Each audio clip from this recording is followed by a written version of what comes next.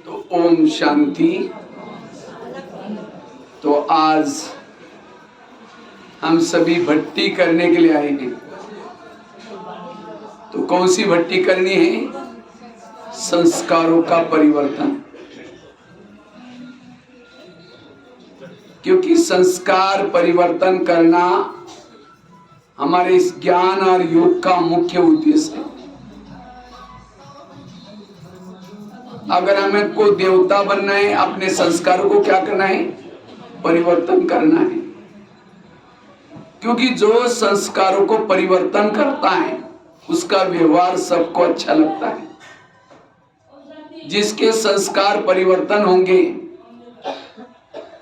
वो वायुमंडल को अच्छा बना सकता है। जिन्होंने संस्कारों को परिवर्तन किया वो आत्मचिंतन परमात्मा चिंतन कर सकता है। जिन्होंने संस्कारों को परिवर्तन किया उसके जीवन में दैवी गुण दैवी संस्कृति आती है। बच्चा स्कूल में जाता है, फेल हो गया, इसका मतलब क्या समझेंगे? वो स्कूल में गया ही नहीं। अच्छा गया था लेकिन स्टडी किया ही नहीं। इसी तरह अगर मैं यहाँ आता हूँ, ज्ञान योग करता हूँ तो मेरे संस्कार नहीं बदल रहे, इसका मतलब मेरा योग ज्ञान ठीक नहीं है, या मेरा योग लगता ही नहीं, हम ऊपर तक जाते नहीं। भले शरीर यहाँ बैठता है बाबा के रूम में क्लास में, लेकिन मन बुद्धि एब्सेंट है। इसलिए संस्कारों को बदलना है। हमारे संस्कार तो बहुत सारे हैं, लेकिन हमें ओरिजिनल संस्कार, ये काम के, क्रोध के, लोभ के, लालच के, ईर्ष्या के, घृणा के, नफरत के, ये सारे संस्कार बदलना है। उसके बजाय सहन शक्ति के, खुश रहने के, एक दूसरे को मदद करने के, शांति के, ये संस्कार अपनाना है। दैवी संस्कारों को अपनाना है और असुरी संस्कारों को निकालना है। तो चेक करो आपके अंदर कोई संस्कार अभी तक पुराना तो नहीं आता।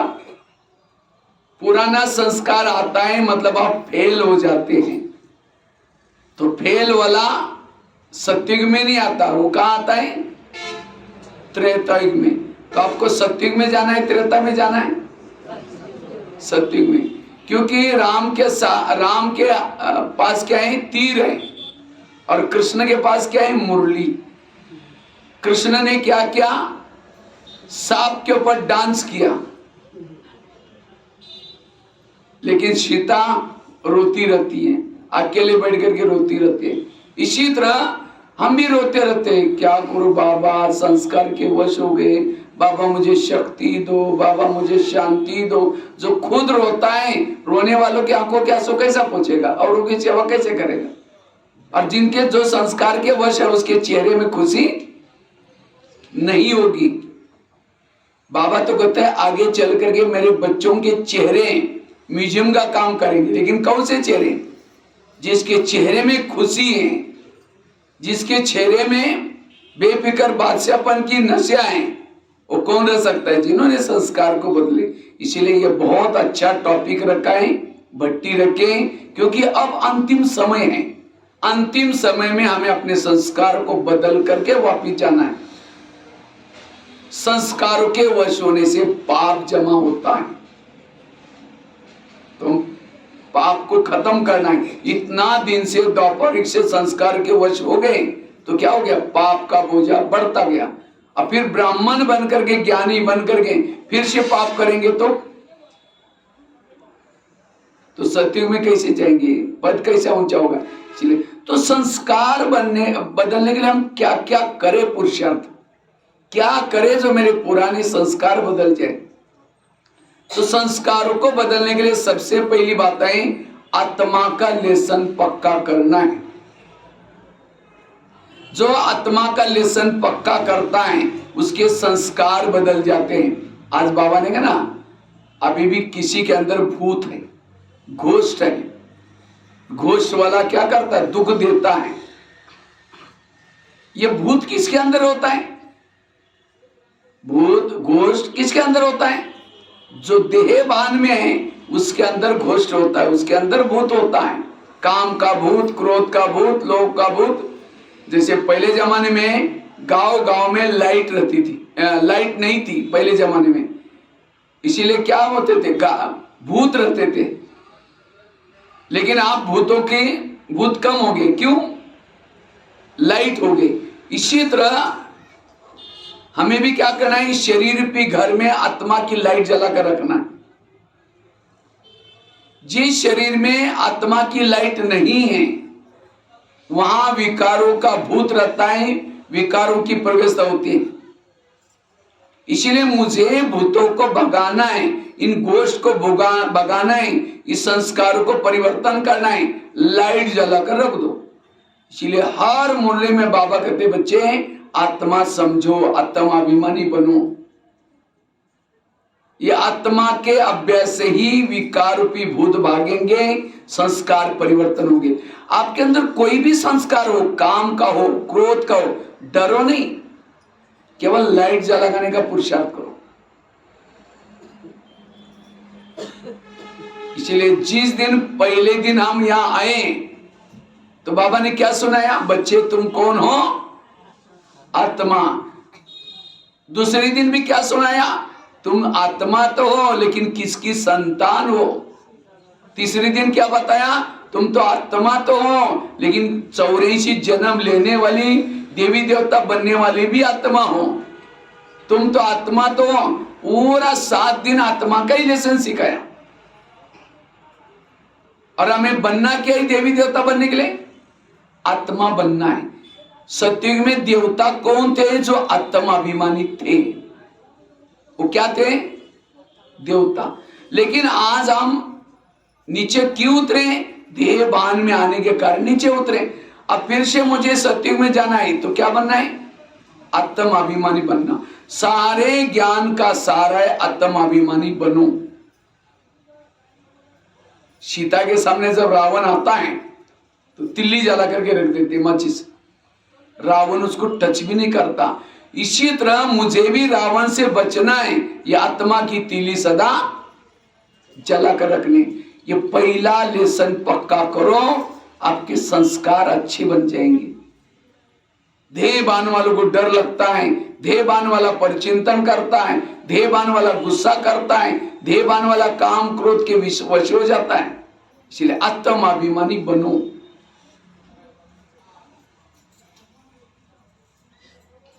तो आप लोग आत्माभिमानी है, देहबान में है अभी तक।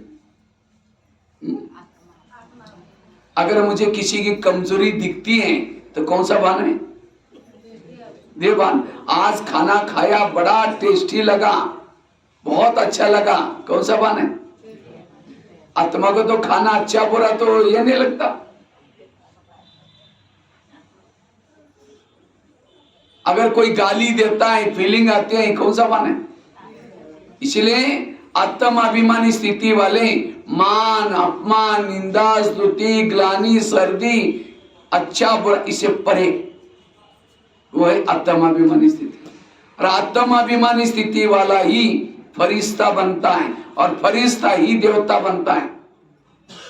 ब्रह्मा कुमारी की बहुत बड़ी यूनिवर्सिटी है, फरिश्ता उसकी डिग्री है, देवता हमारी नौकरी है।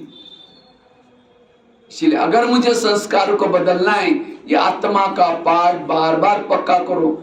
मैं आत्मा हूं, ये आत्मा को देख रहे, ये आत्मा है। ब्रह्मा बाबा ने यही पाठ पक्का किया, दादियों ने यही पाठ पक्का किया। जो खुद को भूल जाता है, खुदा भी उसे क्या होता है, भूल जाता है।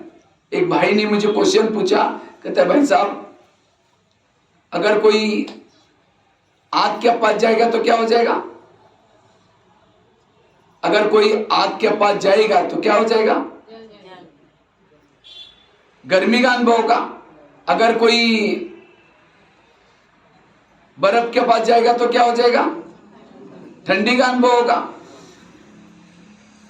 अगर कोई लेकिन कोई गरीब हो अमीर हो सबको अनुभव होगा। इसी तरह जो परमात्मा के सामने कोई बैठेगा उसको क्या अनुभव होगा, शांति का, सुख का। लेकिन कहता है मैं माउंट आबू में गया था, शांतिवन में बाबा आया था, 4 घंटा मैं बैठा लेकिन मुझे कुछ अनुभव नहीं हुआ। ऐसा क्यों हो गया, उसने पूछा मुझे, तो मैंने उसको एक एग्जांपल दिया। अगर कोई एक बड़ा सा चुंबक है, चुंबक के सामने लोहे के टुकड़े डालो तो क्या हो जाएगा? खींच लेगा। इसका मतलब चुंबक कैसा है? अच्छा है। लेकिन चुंबक के सामने चुंबक लोहे के टुकड़ों को कोई कपड़े के थान के अंदर लपेट करके डालेंगे तो खींचेगा? नहीं खींचेगा। इसका मतलब चुंबक खराब है। चुंबक अच्छा है, लेकिन लोहे के टुकड़ों को कहां डाला है? कपड़े के अंदर, थान के अंदर लपेट करके डाला है। इसी तरह बाबा सर्वशक्तिवान है। अगर बाबा के सामने देह भान के कपड़े के अंदर लपेट करके बैठेंगे, अनुभव नहीं होगा। इसलिए आत्माभिमानी स्थिति में रहना। अभी भी बाबा की मधुबन में मुरली चली, रिवाइज ऑनलाइन वाली। बाबा ने कहा कि बच्चे दिन में 5 बार ड्रिल करो, 12 बार करो, मैं आत्मा हूं, ये प्रैक्टिस करो, क्योंकि अंत का पेपर होगा, उसमें आत्मिक स्थिति का अभ्यास काम आएगा और इससे संस्कार बदलेंगे। तो संस्कार परिवर्तन का मंत्र है आत्माभिमानी बनना। आज दुनिया में शास्त्र बहुत है, ग्रंथ बहुत है, तो भी दुनिया का उद्धार होने के बजाय नीचे आए। क्यों? वो देह भान में थे। इसीलिए आत्मा का पाठ बार बार पक्का करना। और मैंने केवल ये सुना नहीं रहा हूं, मैं खुद भी महाराष्ट्र में एक छोटे से गांव में जन्म लिया। मैं तो 11 साल स्कूल में नहीं गया था। माँ बाप पढ़े लिखे थे नहीं, खेती बाड़ी में रहते थे। तो 11 साल के बाद हमारी खेती से रोज बच्चा जाता था।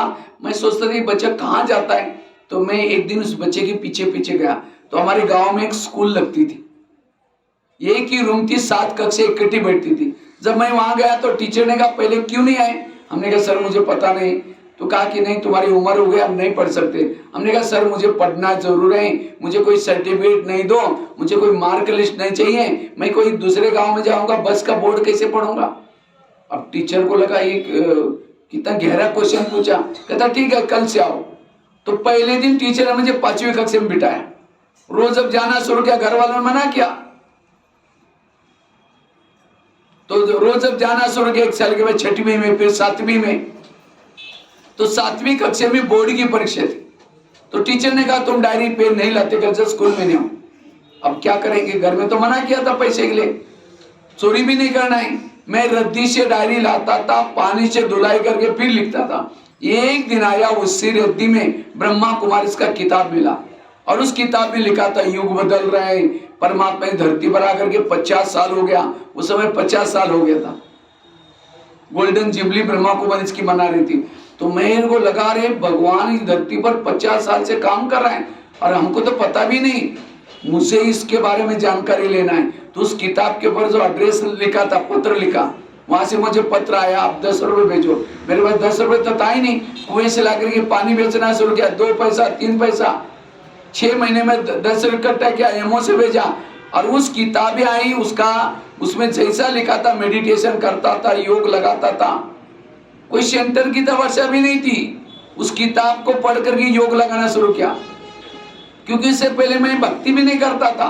6 महीना हम स्नान भी नहीं करते थे ऐसे गांव में। सही मैं आपको बताऊं, कोई बोलता था मेरे को डर लगता था, कभी पुलिस वालों को देख करके हम डरते थे। लेकिन जब ये ब्रह्मा कुमारी का मेडिटेशन करना शुरू किया, उसके बाद 10वीं में बोर्ड में पहला नंबर लाया। 10वीं के बाद मैं ITI का कोर्स करने के लिए बड़े शहर में गया था। जब ITI का कोर्स कर रहे थे तो वहां का ब्रह्मा कुमारी का गीता पाठशाला मिली, वहां जाना शुरू किया। जब जाना शुरू किया तो रोज मेडिटेशन करता था, योग लगाता था, फटा हुआ कुर्ता पहन करके जाता था, पीछे बैठता था। तो वहां सेंटर की बहनें आती थी, कहते थे बेचारा गरीब बच्चा भी रोज आता है, पता नहीं सत्युग में नहीं आएगा या आएगा। जिस दिन मैं पहले दिन गीता पाठशाला में पहुंचा, गीता पाठशाला में मुरली चल रही थी। उस मुरली में पूरी बातें, बच्चे तुम आत्मा हो, आत्माभिमानी बनो, तुम आत्मा हो। तो मुझे लगा यहाँ का मुख्य लेसन आत्मा।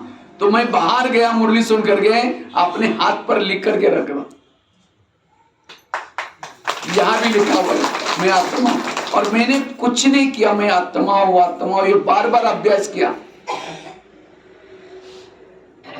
ये अभ्यास क्या एक एक घंटे में चार्ट रखा, ये आत्मा के स्वरूप में मुझे बाबा को याद करना बहुत इजी हो गया।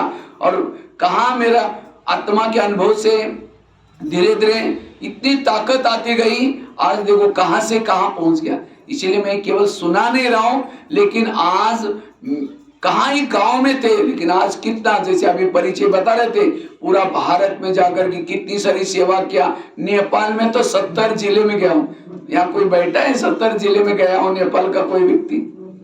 देखो आपके सारे यहाँ, और वो भी पहाड़ियों में, कहाँ बर्फ पड़ता है, कहाँ सोलो खोम्बो तपलेजोन, कहाँ वो कलडोंगा, कहाँ इधर अभी कुछ दिन पहले अभी दारचूला भी जाके आए, डडेल दौरा में जाके आए, रोलपा, रुकुम, बेनी, बागलोंग, सारे एक एक गांव के शहर के नाम भी याद है, नेपाली भाषा भी सीखे। भारत में भी कोने कोने ये है आत्मा भी। कई बार मैं जब जेल में जाता हूँ, कई हमको पेपर वाले कहते हैं आपको जेल के कैदियों से डर नहीं लगते। मैं कहता तो मैं एक आत्मा हूं, मेरे आत्मा भाई है, भाइयों से थोड़ी डरना है हमको। ये आत्मिक स्थिति का अभ्यास।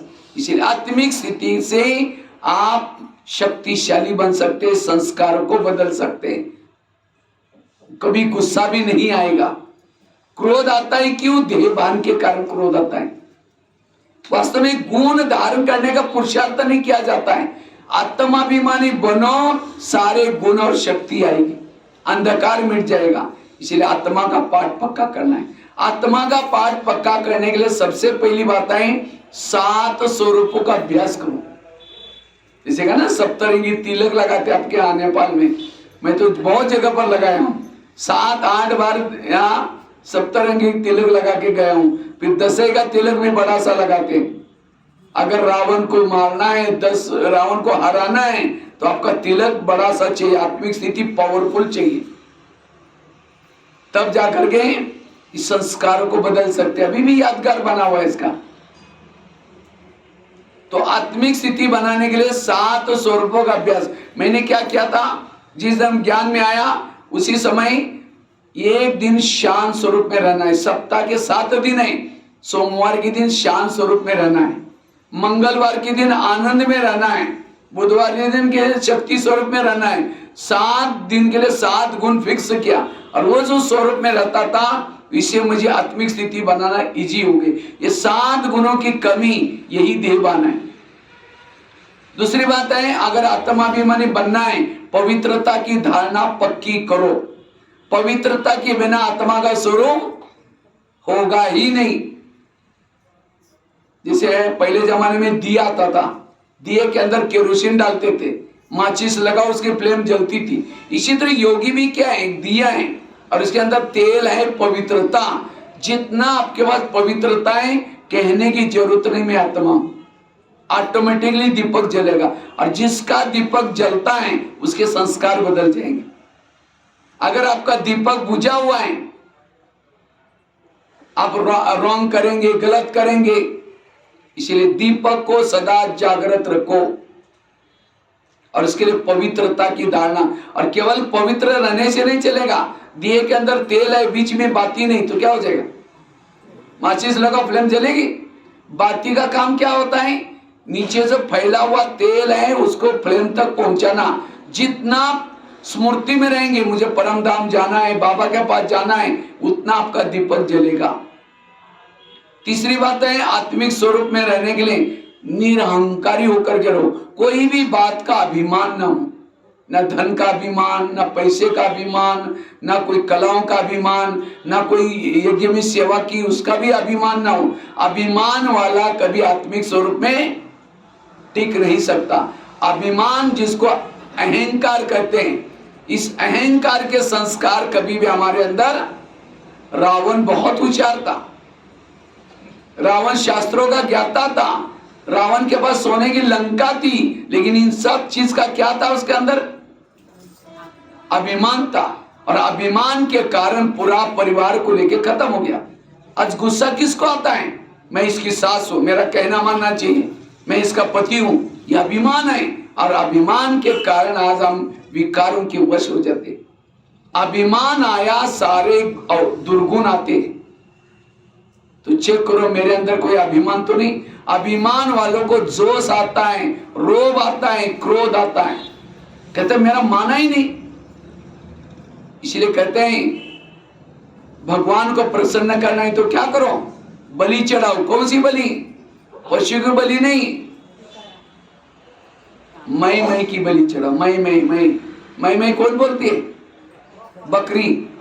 तो अब बकरी तो नहीं है, मेरा है, मैं करती हूँ, मैंने किया, मैं, इस मैंपन की बलि चढ़ाओ। कभी भी मैंने नहीं, परमात्मा कराता है, बाबा कराता है। जैसे मैंने अपने जीवन का अनुभव सुना है आपको। कहा गांव में था, कहा 2 शब्द भी नहीं ये करता था, लेकिन मुझे अगर अभी कितना सारा जगह पर सेवा कर रहे हैं, क्लासेस कर रहे हैं, इतना सारा टीवी में, एफएम में, लेक्चर में ये सब ये आ रहे हैं, तो क्या मैं कर रहा हूं? ये बाबा ने मेरा भाग्य बनाने के लिए कला भर दी है, तो बाबा करवा रहे हैं, मैं कुछ नहीं कर रहा हूं। अगर मुझे अभिमान होता तो मैं कहता अरे मैं नेपाल में थोड़ी गांव में जाऊंगा, बस यहाँ की जीप में बैठ करके जाऊंगा, उसमें बीड़ी पीते ये कहते, तो मैं सेवा कर सकता था फिर आगे। अभिमान वाला हर जगह पर एडजस्ट नहीं कर सकता। अभिमान वाला अरे मुझे उन्होंने पूछा ही नहीं, दोबारा ये पूछ की पूछ।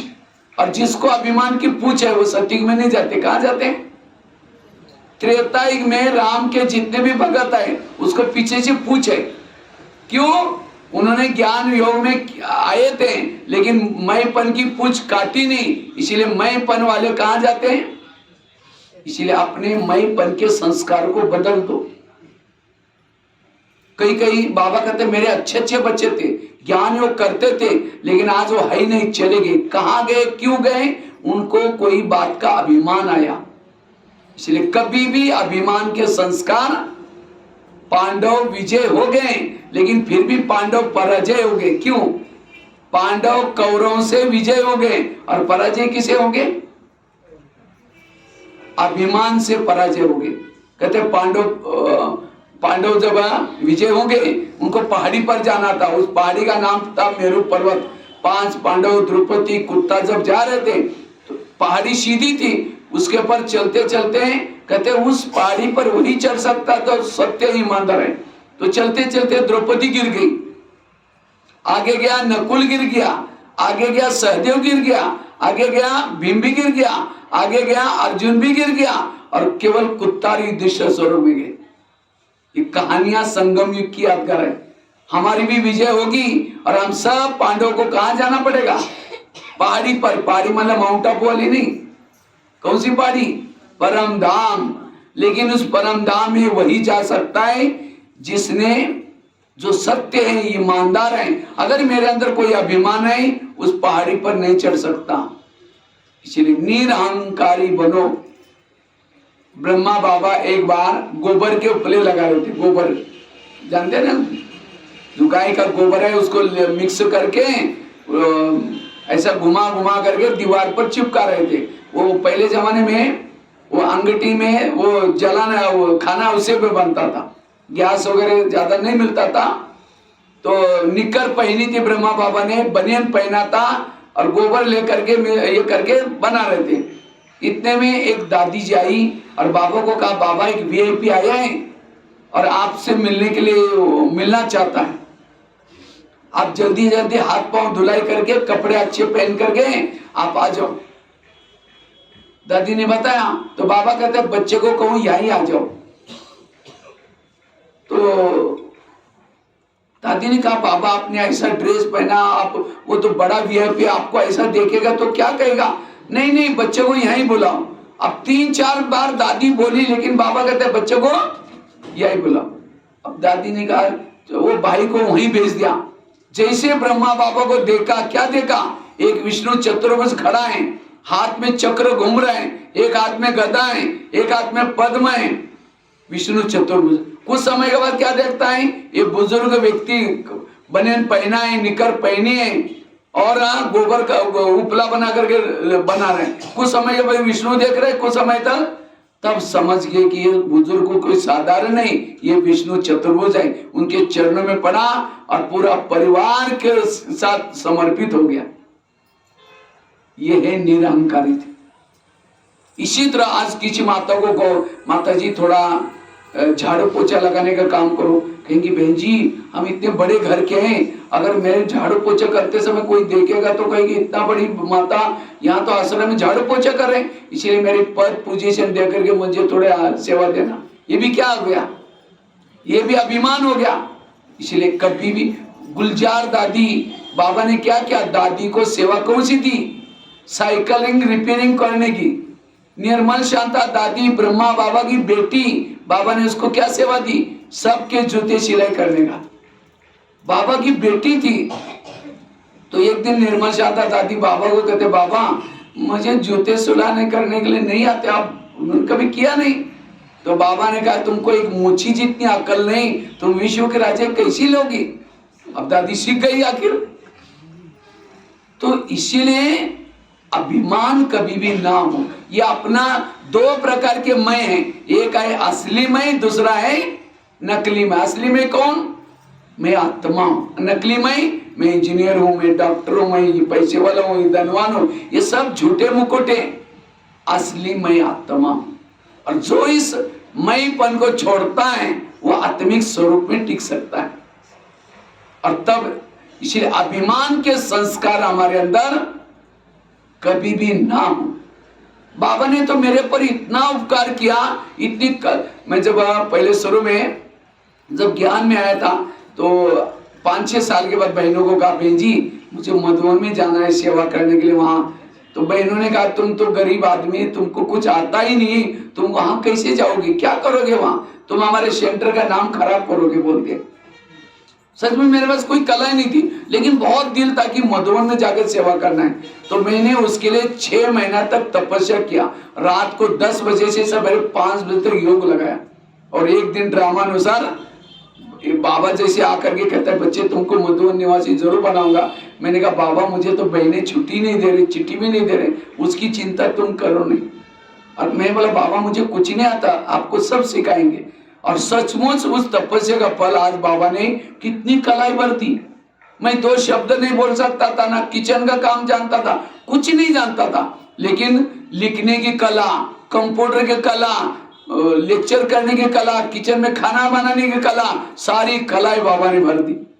इतना ही नहीं, बाबा ने अपना नाम भी मुझे दिया। बाबा ने अपना नाम भी दिया, भगवान ने भगवान भाई बनाया। कितने वंडरफुल। ये सब बाबा की देन है। मैं अपने जीवन में एक कहानी याद रखा है सदा, निरहंकारी बनने के लिए, अपने अभिमान को ना आने के लिए एक कहानी याद रखिए। एक व्यक्ति ने एक गधा पाला था और उन्होंने एक बड़ा सा नया मकान बनाया। जब नया मकान बन गया तो उनको लगता है अब इतना सारा सामान कैसे लेके जाओ, शिफ्ट पुराने से शिफ्ट करना था। तो उन्होंने क्या किया, पैसा बहुत खर्चा हुआ था नया मकान बनाने के लिए, पैसा भी नहीं।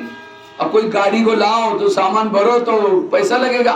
तो गधे पर रख करके सारा सामान शिफ्ट किया, लेकिन एक बड़ी सी मूर्ति रह गई थी। अब सोचे मूर्ति को कैसे लेके जाओ। तो उन्होंने क्या किया, गधे के ऊपर मूर्ति को रखा, ऊपर से कपड़ा ढक दिया और गधा चलने लगा। चलते चलते क्या हो गया, कपड़ा हट गया। अब गधे का वो मूर्ति का सिर दिखना शुरू किया।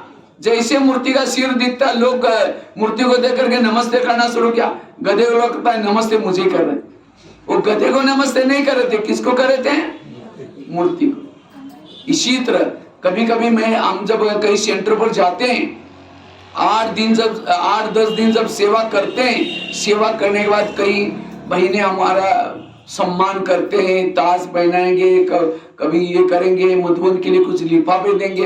ये लिफाफा कोई मेरे लेक्चर का नहीं है। आज मेरा सम्मान कोई मेरा नहीं हो रहा है, मैं एक मधुबन निवासी हूँ, समर्पित का बैच पहना है, उसका सम्मान हो रहा है, मेरा सम्मान नहीं हो रहा है। ये सब बाबा का सम्मान है। मैं कहूँ कि वाह मेरे इतना अच्छा क्लास किया इसीलिए इतना सारा मेरा सम्मान, मेरा कुछ नहीं। ये सब बाबा का सम्मान है, मधुबन का सम्मान है, मेरा कुछ नहीं है। इसलिए सदा निरहंकारी, और जितना निरहंकारी वाला है उतना सबके साथ एडजस्ट करके चलेगा। जो खाना खिलाएंगे, जो खाएंगे, वहीं एडजस्ट होकर के रहेंगे और वो जीवन में आगे बढ़ते हैं। इसलिए कभी भी अभिमान के संस्कार जीवन में ना हो, तब आत्मिक स्वरूप में टिकते हैं। इसलिए दादी जानकी जी हमेशा कहती थी, मैं कौन और मेरा कौन, मैं आत्मा और मेरा बाबा। इसलिए 3 बातें बताए आत्मिक स्वरूप में टिकने के लिए। पहली बात कौन सी सुनाई? 7 स्वरूपों का अभ्यास करो। दूसरी बात बताई, पवित्रता की धारणा करो। तीसरी बात बताई, अगर आत्मिक स्वरूप में टिकना है, जिसे संस्कार बदलेंगे, उसके लिए निरहंकारी बनना। चौथी बात है, अगर आत्मिक स्वरूप में टिकना है, विधि से योग लगाओ। जो सवेरे सवेरे 3 चीजें करता है वो आत्मिक स्वरूप में टिक सकता है। कौन सी 3 बातें?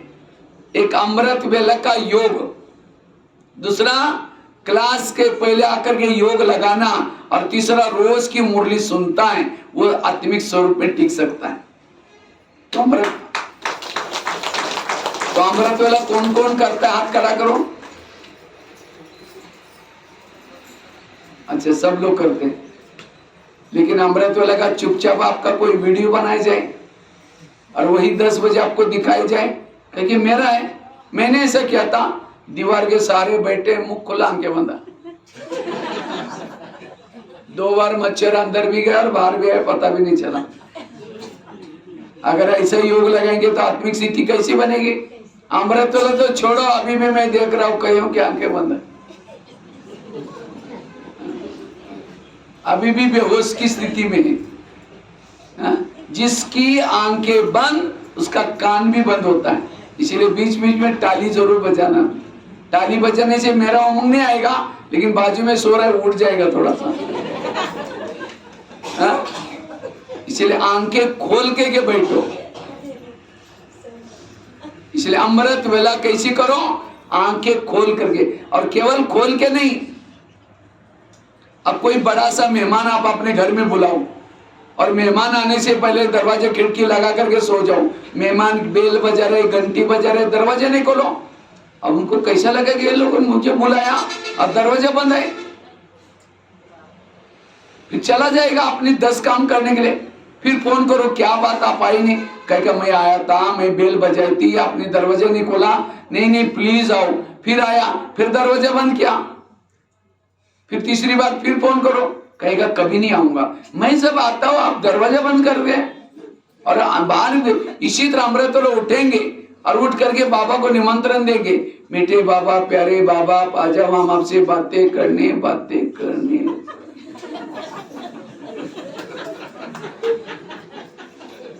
बाबा को तो निमंत्रण दिया और दरवाजा खिड़की बंद किया। तेरे द्वार खड़ा भगवान, भगत भरले झोली, भगत तो हमसे नहीं हो गया। फिर बाबा को तो हजारों कितने लोग बुलाते हैं, बाबा तो चला जाता है, देखा ही तो, और अंदर ही है, गया भी नहीं, अंदर बैठा है। इसलिए आंखें खोल करके बैठना, और केवल खोल के भी नहीं है। समझो कोई मेहमान घर में बैठा है, उसके चेहरे की तरफ देखते रहो, वो कहेगा फोन क्यों किया था? इसलिए बाबा से बातें करो।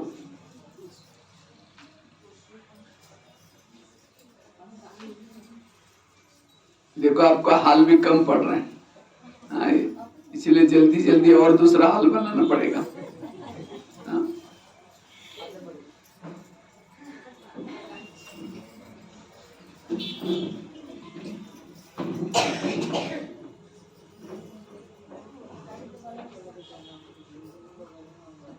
तो मैं आपको बता रहा था, ये अमृत वेला संस्कार परिवर्तन के लिए बहुत जरूरी है। क्योंकि अमृत वेला जितना विधि, वो भी केवल उठ करके बैठना नहीं, लेकिन विधि से करना। विधि क्या है? आंखें खोल के बैठना। अब कई तो क्या करेंगे, आंखें खोल करके बैठेंगे लेकिन बात नहीं करेंगे, तो भी वो पावरफुल नहीं होगा। तो इसलिए बाबा से बातें करो, मीठे बाबा आपने मुझे क्या से क्या बनाया, कितनी प्राप्ति कराई, क्या से क्या किया। और जितनी गहरी बाबा से बातें करेंगे, लगन की अगन निर्माण होगी, और उससे पावर आएगी, बल आएगा। अब कोई मेहमान घर में बैठा है, उसके चेहरे की तरफ देखते रहो, फिर घड़ी में भी देखते रहो, कब तक देखना है इनको? अभी तक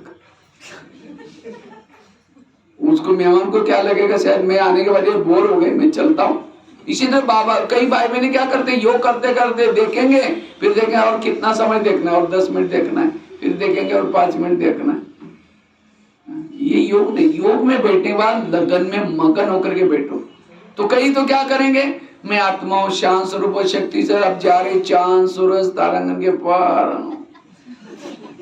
अब तारांगन के पार जाकर के झुटका लगाते हैं, नीचे का हड्डी गुड्डी टूट जाए। इसीलिए अटेंशन से जाना। एक कुमारी ने मुझे क्वेश्चन पूछा, कहता भाई साहब मैं अमृतवेला उठती हूँ लेकिन परम धाम में नहीं जाती हूँ। हमने कहा क्यों? कहते हमारे घर के ऊपर बहुत अंधेरा रहता है उसी समय। एक कुमार ने क्वेश्चन पूछा, कहते भाई साहब मैं अमृतवेला उठता ही नहीं, नींद नहीं खुलती। हमने कहा क्यों? अलार्म वगैरह लगाए करो। कहता अलार्म तो लगाता हूँ लेकिन अलार्म सुनाई नहीं पड़ता। हमने कहा क्यों? कहता मैं सोने के लिए परमधाम में जाता हूँ और अलार्म तो मेरे बेड पर रहता है, यहाँ बजता है। इतना लंबा डिस्टेंस है। बाबा कहते हैं मैं रोज अमृतवेला तुम्हारे पास आता हूँ। दिखता है आप लोगों को बाबा आता है अमृतवेला? दिखता है? अगर कोई व्यक्ति शराब पी करके गटर में पड़ा है और कोई जाकर के कहे 10 रुपए ले लो, घर में जाकर सो जाओ, वो क्या कहता है? मैं राजा, मुझे कुछ नहीं चाहिए, क्योंकि नशा है उसको। नशा। इसी तरह बाबा भी अमृतवेला वरदानों का झोला लेके आता है, पूछता है बच्चे कुछ चाहिए, लेकिन हम निद्रा में ऐसे जो कुछ नहीं चाहिए, मैं राजा हूं। कई बार हम मधुबन में भाई बहने आते हैं बाबा मिलन के प्रोग्राम में, तो कई बार डायमंड हॉल में आकर के अमृतवेला योग करने के लिए आएंगे। योग करते करते करते वो ऐसे सो जाएंगे, लोगों ने योग पूरा करके चले गए, नहा धो के दोबारा क्लास में आए, उसका योग ही लगा पड़ा। उसको अगर कोई हिलाता ना, भाई जाओ घर में कमरे रूम में जाकर सो जाओ, कहता और 10 मिनट योग करके फिर जाऊंगा अमृतवेला करके। अब उसको लगा अमृतवेला चल रहे। लोग जाकर के दूसरा क्लास में पहुंचे तो भी ये बेहोश स्थिति है। इसलिए बेहोश नहीं बैठो, होश में बैठो। अब किसी के चेहरे पर मेकअप हो रहा है, जिसके चेहरे पर मेकअप हो रहा है झुटका लगा दे, यहाँ का मेकअप यहाँ पहुंच जाएगा ना। इसलिए अमृतवेला अलर्ट होकर के, एक्टिव होकर के, आंखें खोल करके बैठो। और जब अमृतवेला अच्छी करेंगे, आत्मिक सुख का अनुभव होगा, उसको ये विकार, ये माया, ये पुरानी दुनिया फीकी लगेगी। अगर विकार आकर्षित करते हैं, मैंने योग की टेस्ट नहीं ली है, तो इसलिए योग की टेस्ट लो। जिन्होंने योग की टेस्ट लिया और दुनिया में भगवान को प्राप्त करने के लिए लोगों ने राजा ही छोड़ दी, कहां चले गए? इसलिए आज हमें योग की टेस्ट नहीं है, इसीलिए विकार हमें आकर्षित करते हैं, पुराने संस्कार आ जाते। इसलिए यथार्थ योग करना। तो यथार्थ योग की विधि क्या है?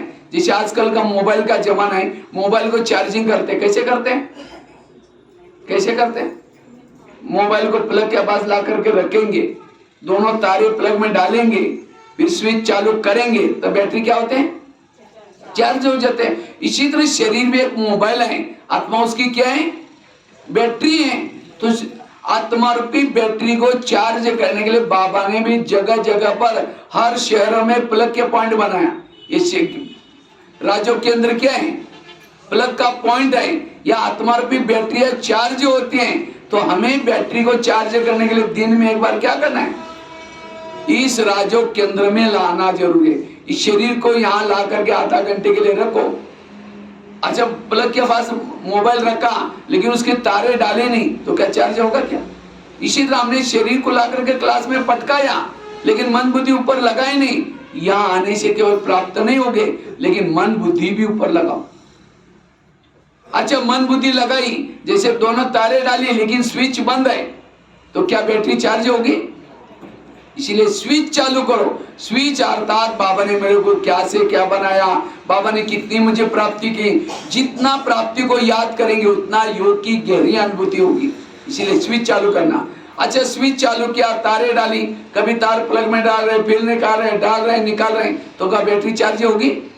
इसी तरह कई क्या करेंगे, समझो कोई माता योग लगाने के लिए आ रहे हैं और आते आते रास्ते में देखा कि बहुत अच्छा सब्जी का गाड़ी वाला जा रहे हैं, फिर सोचे कि वाह कितनी अच्छी सब्जी है, आज शाम को इसकी सब्जी बनाएंगे, पहले सोचेंगे जाकर के योग लगाएंगे, जाते समय लेके जाएंगे, फिर यहाँ आकर के बैठे, लाल लाइट चल रहा है, गीत बज रहे हैं, शुरू करेंगे मैं आत्मा हूँ, शांत स्वरूप हूँ, शक्ति स्वरूप हूँ। फिर सोचेंगे झोला तो लाए नहीं, अब सब्जी कैसे लेके जाए। फिर कहेंगे ठीक है, उसके पास तो प्लास्टिक का झोला पड़ा ही होगा, उसमें लेके जाएंगे। फिर दोबारा शुरू करेंगे मैं आत्मा हूँ, शांत स्वरूप हूँ, शक्ति स्वरूप हूँ। फिर सोचेंगे गैस के ऊपर जो दूध रखा था गर्म करने के लिए, मैंने उस गैस को कम किया या बंद किया, या आने के चक्कर में कम किया, बंद किया, कम, चलो छोड़ो बाद में देख लेंगे। फिर कहेंगे मैं आत्मा हूँ, शांत स्वरूप हूँ, शक्ति स्वरूप हूँ। फिर सोचेगा घर में मेहमान आने वाला था, मैंने सोचा था उसके लिए छोले बनाऊं, लेकिन रात को तो भिगो ही नहीं चने, चलो चने कुछ और बना देंगे। फिर कहेंगे मैं आत्मा हूँ, शांत स्वरूप हूँ, लाल लाइट की सफेद लाइट होगी, योग का टाइम पूरा होगा। सामने वाला बैठने वाला सोचेगा वाह इनका आधा घंटे का योग हो गया, इनका योग बाबा वाला योग नहीं था, वो छोले वाला योग है, सब्जी वाला योग है, बाबा वाला योग नहीं है। अगर ऐसा योग करेंगे आत्मिक स्थिति कैसी बनेगी? और जिसकी आत्मिक स्थिति नहीं है तो क्या वो संस्कार को बदलेगा? आत्मिक स्थिति वालों को किसी के दोष दिखते ही नहीं है, और इसीलिए फिर हमारे में बदलाव नहीं आ रहे, संस्कार नहीं बदल रहे, क्योंकि मेडिटेशन ठीक विधि से नहीं कर रहे। इसलिए विधि से मेडिटेशन करो। जैसे घर में कोई बड़ा सा मेहमान आया और मेहमान के साथ माँ कोई गहरी बातें कर रहे हैं, और बीच में बच्चा आता है, मम्मी मेरा किताब कहाँ है? मम्मी ठहर जाओ बाद में दूंगी, पहले मैं बात कर रही हूँ। माँ तो किसको देंगी? मेहमान को, क्योंकि कई सालों के बाद आया है, ये बच्चा तो रोज की बात है। इसी तरह परमात्मा से बात करें, बीच में कोई सब्जी की बातें, कोई घर की बातें, उसको छोड़ो, परमात्मा से याद करो। अटेंशन वाला योग भक्ति मार्ग में यही किया, माला जप रहे राम राम राम राम, देखना भाई बिल्ली दूध राम राम राम। थाली का आवाज आएगा कि बेटा तुमने क्या गिरा, थोड़ा ध्यान से लेना। यहां भी अगर ये करेंगे, इसलिए साधना के द्वारा संस्कार परिवर्तन होते, विधि से साधना, पावरफुल साधना। इसलिए हमें अमृत वेला अच्छी तरह योग में बैठना है। अमृत वेला सारे दिन का फाउंडेशन है, और सारे दिन का फाउंडेशन क्या है? सोने की पहली की बेला, रात को सोते हैं, अमृत वेला का फाउंडेशन बना करके सो जाओ। लेकिन सोते समय कैसे सोते हैं? बिस्तरा डाल देंगे, बाबा कहेंगे बाबा गुड नाइट, आज तो बहुत थके थे, घर में मेहमान आए थे, दिन में रेस्ट ही नहीं किया था, प्लीज मुझे जरूर जगा देना। फिर ऐसे करके सो जाएंगे। फिर सोते समय भी सोचेंगे कल सवेरे उठना है, बर्तन मांजना है, ऐसा बोला वैसा बोला करके सवेरे बाबा उठाएगा। लेकिन उठाने के बाद तुरंत याद आएगा कल दिन में रेस्ट नहीं किया था, और 5 मिनट के लिए सो जाते हैं। 5 मिनट निकल गए, 5 बजे का पता भी नहीं चलेगा। ये क्यों हो गया? सवेरे सवेरे बाबा तो आता है आपके पास, लेकिन माया के तरफ से कौन आता है? हाँ, सवेरे सवेरे बाबा आता है आपके पास, लेकिन बाबा के साथ माया के तरफ से कौन आता है? आलस। और आलस के पीछे माया की सारी सेना छिपी है। इसलिए क्या करो? आलस के साथ दोस्ती नहीं करो।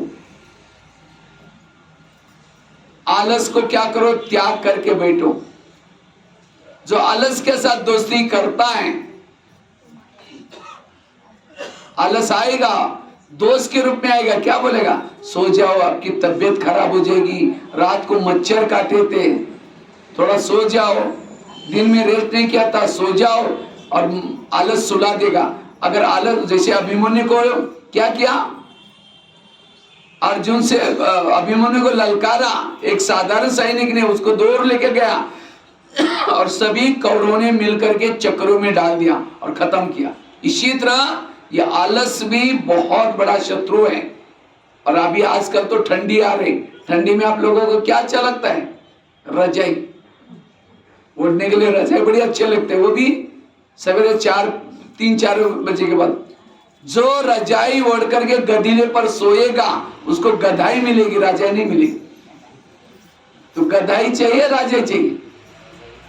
रजाई चाहिए। रजाई कर लेना है तो रजाई का सवेरे उठते ही त्याग कर दो, फेंक दो उसको और भागो। इसलिए अमृत वेला अच्छी तरह करना।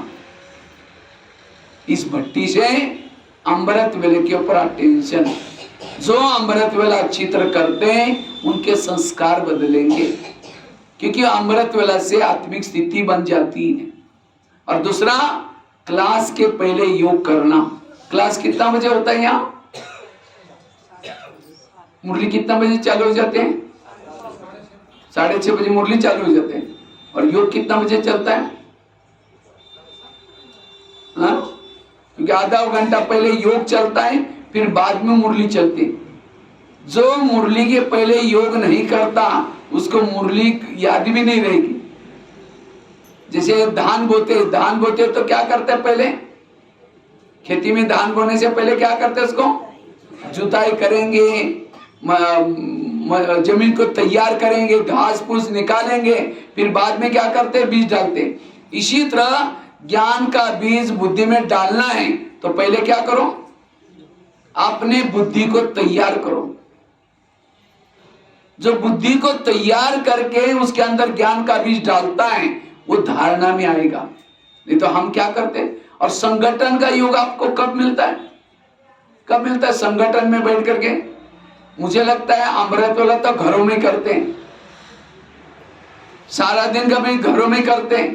केवल क्लास के पहले योग ही संगठन का मिलता है। और जो संगठन में योग करता है वो शक्तिशाली बन जाता है। इसलिए आज से इस भट्टी से पक्का करके जाना है। और उसके लिए कोई बहाना नहीं बनाना। कई तो कहते हैं दुकान खोलना पड़ता है, कई कहते हैं घर से गीता पाठशाला से दूर है। बहाना नहीं करना। बिल्कुल हमें आकर के, कोई और आए ना आए, आपको आकर के आधा घंटा योग करना है। उसके बाद मुरली सुनने। घर में तो अमृत वाला किया, नहाए धोए, उसके बाद सेंटर पर गए, योग किया, उसके बाद मुरली सुनना। और जो ये 3 चीजें करता है उसके संस्कार बदल जाएंगे। इस भट्टी से पक्का करके जाना है। ये इन चीजों की कमी, आज हमारे संस्कार नहीं बदल रहे। भले बाबा हमें पढ़ाता है, लेकिन क्यों संस्कार नहीं बदल रहे हैं? क्योंकि योग की कमी। इसलिए हमें योग युक्त रहने के लिए हमें क्या करना है? ये पक्का करना है। और मुरली भी सुननी है। कहाँ सुननी है? हाँ, सेंटर पर, पाठशाला में। लेकिन आजकल कईयों को माया लगी ऑनलाइन वाली। अगर बहनें पूछते भी मुरली सुने, हाँ रोज सुनते। कहाँ? पीसा पॉइंट टीवी में, फेसबुक में, व्हाट्सएप में। व्हाट्सएप से मुरली सुनेगा, फेसबुक से पूजा सुनेगा, उसकी पूजा भी फेसबुक और व्हाट्सएप से हो जाएगी, ऑनलाइन से हो जाए। आजकल मंदिर में कम लोग जाते हैं, आजकल ऑनलाइन से पूजा होती है। गणपति निकालेंगे, क्लिक करेंगे, लड्डू चढ़ेगा, क्लिक करेंगे, पानी छिटेगा, क्लिक करेंगे, अगरबत्ती चालू हो जाएगी, क्लिक करेंगे, लड्डू भी चढ़ेगा। तो इसलिए हमें क्या करना है? रोज आकर के यहाँ चलो 5 मिनट हम योग करेंगे, ट्रैफिक कंट्रोल होला, उसके बाद सब कमर सीधी करके बैठेंगे।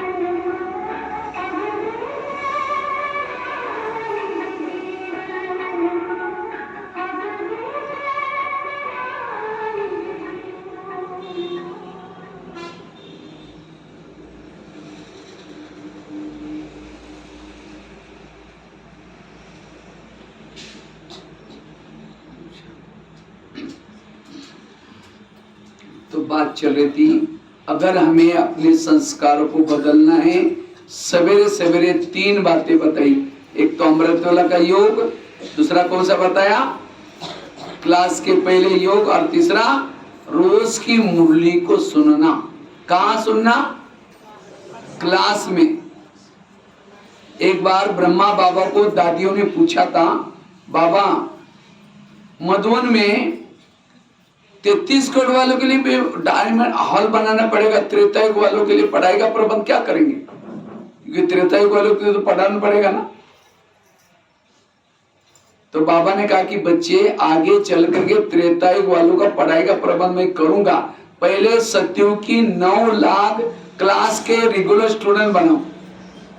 जो क्लास में रेगुलर 9 लाख आएंगे तो त्रेता युग का मैं खुद ही पढ़ाई का प्रबंध करूंगा। और अब बाबा ने क्या किया, त्रेता युग वालों के लिए फेसबुक, व्हाट्सएप, ये पीस ऑफ माइंड में ये सब चालू किया। ये सब चीजों से ऑनलाइन वाले कहां बनने वाले स्टूडेंट, त्रेता युग। तो आपको सत्युग में जाना है, त्रेता में जाना है, तो पढ़ाई कहां पढ़नी है, क्लास में आकर के। क्लास में रेगुलर आकर के मुरली सुनो,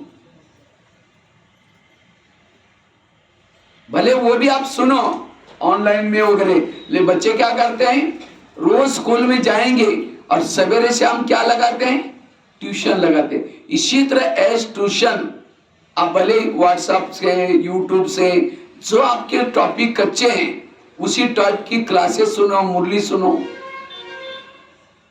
इसलिए रोज एक एकलव्य था भील, द्रोणाचार्य के पास गया, कहता मुझे नंबर 1 चाहिए, मैं अर्जुन से भी होशियार हूं। तो उसको पूछा कि तुम शिक्षा कहां से ली, कहता है आपसे ली। कहा कि मेरे पास कभी आया नहीं था, द्रोणाचार्य बोलता है। कहता चलो मैं दिखाता हूं। एक जंगल में लेके गया, एक पुतला था और पुतले को दिखाते कहता है देखो आप ही मेरे गुरु हैं। तब भी उसको नंबर 1 नहीं दिया। नंबर 1 किसको दिया, अर्जुन को। अर्जुन सामने सिखाता। ये संगम युग की याद करें। आज हम भी ज्ञान योग में होशियार बनेंगे। ये फेसबुक, ये टीवी, व्हाट्सएप, ये क्या है, एक पुतला है, उसमें सामने बैठ करके होशियार तो बनेंगे लेकिन नंबर 1 नहीं जाएंगे। नंबर 1 बनना है या क्लास में आकर के बैठना। इसलिए 3 चीजें आज से पक्की करनी है और उसके संस्कार बदलेंगे, क्योंकि इसी 3 चीजों से आत्मिक सुख मिलता है। मैं जैसे बताया, मैं तो कोई क्लास नहीं कर रहा हूं, लेकिन मैंने अपने संस्कार को बदलने के लिए, अपने आप को शक्तिशाली बनाने के लिए ये 3 चीजें की हैं। और ये 3 चीजों पर अटेंशन दो। भले घर दूर है कोई बात नहीं, पैदल आओ या कोई ना कोई रिक्शा से खर्चा करके आओ। आज बच्चे पढ़ाई के लिए कितना दूर चले जाते हैं। आजकल बसें को भी पैसा देते हैं ताकि ये बच्चे पढ़ाई अच्छा स्कूल में पढ़ेंगे, नौकरी अच्छी लगेगी। लेकिन आप यहाँ आते हैं तो कितना बड़ा पद, 21 जन्म, 84 जन्मों का आपका भाग्य बनता है। इसीलिए अगर खर्चा भी किया कोई बात नहीं, आप जरूर पढ़ाई के लिए आओ। भले रिक्शा के लिए खर्चा करना पड़ेगा, दूर है, लेकिन हमें मुरली रोज सुननी है, योग जरूर करना है। और जो ये 3 चीजें करेगा संस्कार बदलेगा। ये 3 चीजें करेगा, उसको किसी के दोष दिखाई नहीं पड़ेंगे। 2 महिलाएं थी, एक महिला रहती थी 2 मंजिल पर, दूसरी रहती थी नीचे की मंजिल पर।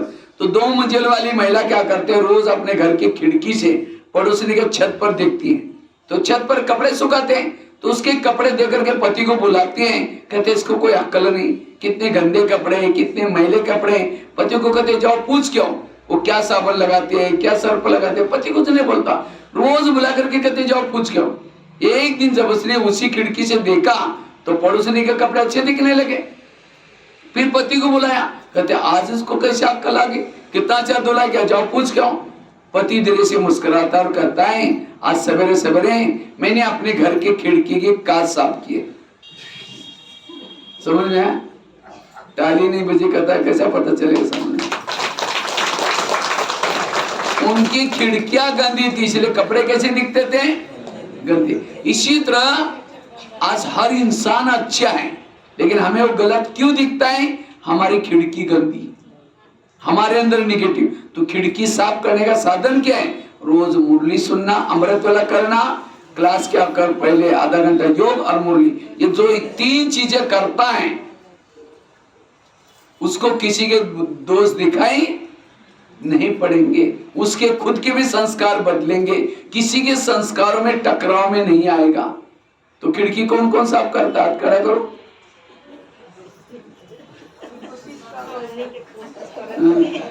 कोशिश करते। खिड़की मतलब घर की नहीं, कई माता ऐसे ऐसे कर रहे हैं, उनको लगा कि खिड़कियां तो हम घर के 8 दिन के बाद साफ करते, रोज तो साफ नहीं करते। घर की खिड़की नहीं पूछा मैंने, बुद्धि रूपी खिड़की। नहीं तो कुछ दिन पहले मैं नेपाल में ओकलडो गांव भी गया था, वहां 3 दिन का भट्टी थी। तो मैंने पहले दिन ही उनको बताया, तो दूसरे दिन 2-4 माता आई नहीं क्लास में, तीसरे दिन आई। बहनों ने कहा अरे कल इतनी अच्छी भट्टी का आप लोग क्यों नहीं आए? कहा कि परसों भैया ने कहा ना खिड़कियां साफ करो, कल हम सारा दिन घर की खिड़कियां साफ करके आए। मैंने घर की खिड़की नहीं बोली थी। कौन सी खिड़की? बुद्धि रूपी खिड़की। नहीं तो कभी कभी हम ज्ञान को उल्टा करते। एक भाई ज्ञान में चलता था 1 साल से, तो एक बार होटल में गया और समोसा मंगाया। समोसा जानते हैं ना, मैदे को बेल करके आलू भरते हैं, उसको तलते हैं, उसको समोसा बोलते हैं। तो 1 किलो समोसा मंगाया, मैदे का छिलका निकाल करके फेंकता और मसाला आलू का खाता है। तो मैनेजर ने बोला आप मैदा पसंद नहीं करते? कहता पसंद तो करता हूँ, लेकिन आजकल मैं ब्रह्मा कुमारी आश्रम में जाता हूँ, उन्होंने कहा कि बाहर का नहीं खाना है, इसलिए बाहर का निकल करके अंदर का खा। बाहर का ना खाना मतलब दूसरे का हाथ का बना हुआ ना खाना, लेकिन उसने छिलका फेंक कर मसाला खा रहे हैं। इसलिए होटल पर बोर्ड लिखा है क्या? होटल, हो सके तो यहाँ से टल, दूसरे ने बनाया इसलिए हो सके तो टल। सिनेमा पाप की माँ, अर्थ में अनर्थ। इसलिए कई बार पति पत्नी ज्ञान में चलते हैं, पति पत्नी को कहता है, पत्नी पति को कहते हैं भाई जी जल्दी क्लास में चलो नहीं तो मुरली पूरी हो जाएगी। अगर यही कोई पड़ोसी नहीं सुनेंगे तो वो क्या करे, अपने पति को ये भाई जी बोलते हैं, ये क्या है? और कभी जाकर के उनको ज्ञान सुना, हमारा ज्ञान बहुत अच्छा है, परमात्मा धरती पर आया है, आप भी आया करो ना सुनने के लिए ज्ञान। वो कहे कि हाँ हमको टाइम ही नहीं है, आपका ज्ञान बड़ा अच्छा है लेकिन क्या करें हमको टाइम ही नहीं। उनको टाइम है, आने की इच्छा है, लेकिन उसी दिन की बात सुनी थी तब से बुद्धि में डाला है अगर इनके ज्ञान में चलेंगे हमारे पति को भाई जी बनाना पड़ेगा। बाबा का भाव ये नहीं कि अपने पति को भाई जी बोलो, भाई भाई की तरह दृष्टि बनाओ। दृष्टि कुछ और है, कहने में भाई जी बोला, फायदा क्या हुआ? इसीलिए इसको कहते शब्दार्थ, यथार्थ, भावार्थ। कई बार बाबा ये भी कहते हैं बच्चे देह से संबंधी को भूल जाओ। तो कई तो क्या करते हैं, अपने संबंधी को भूल जाते हैं, जाना ना बंद करते, कहते अज्ञान है ना, क्या जाना है? बाबा ने कहा भूल जाओ।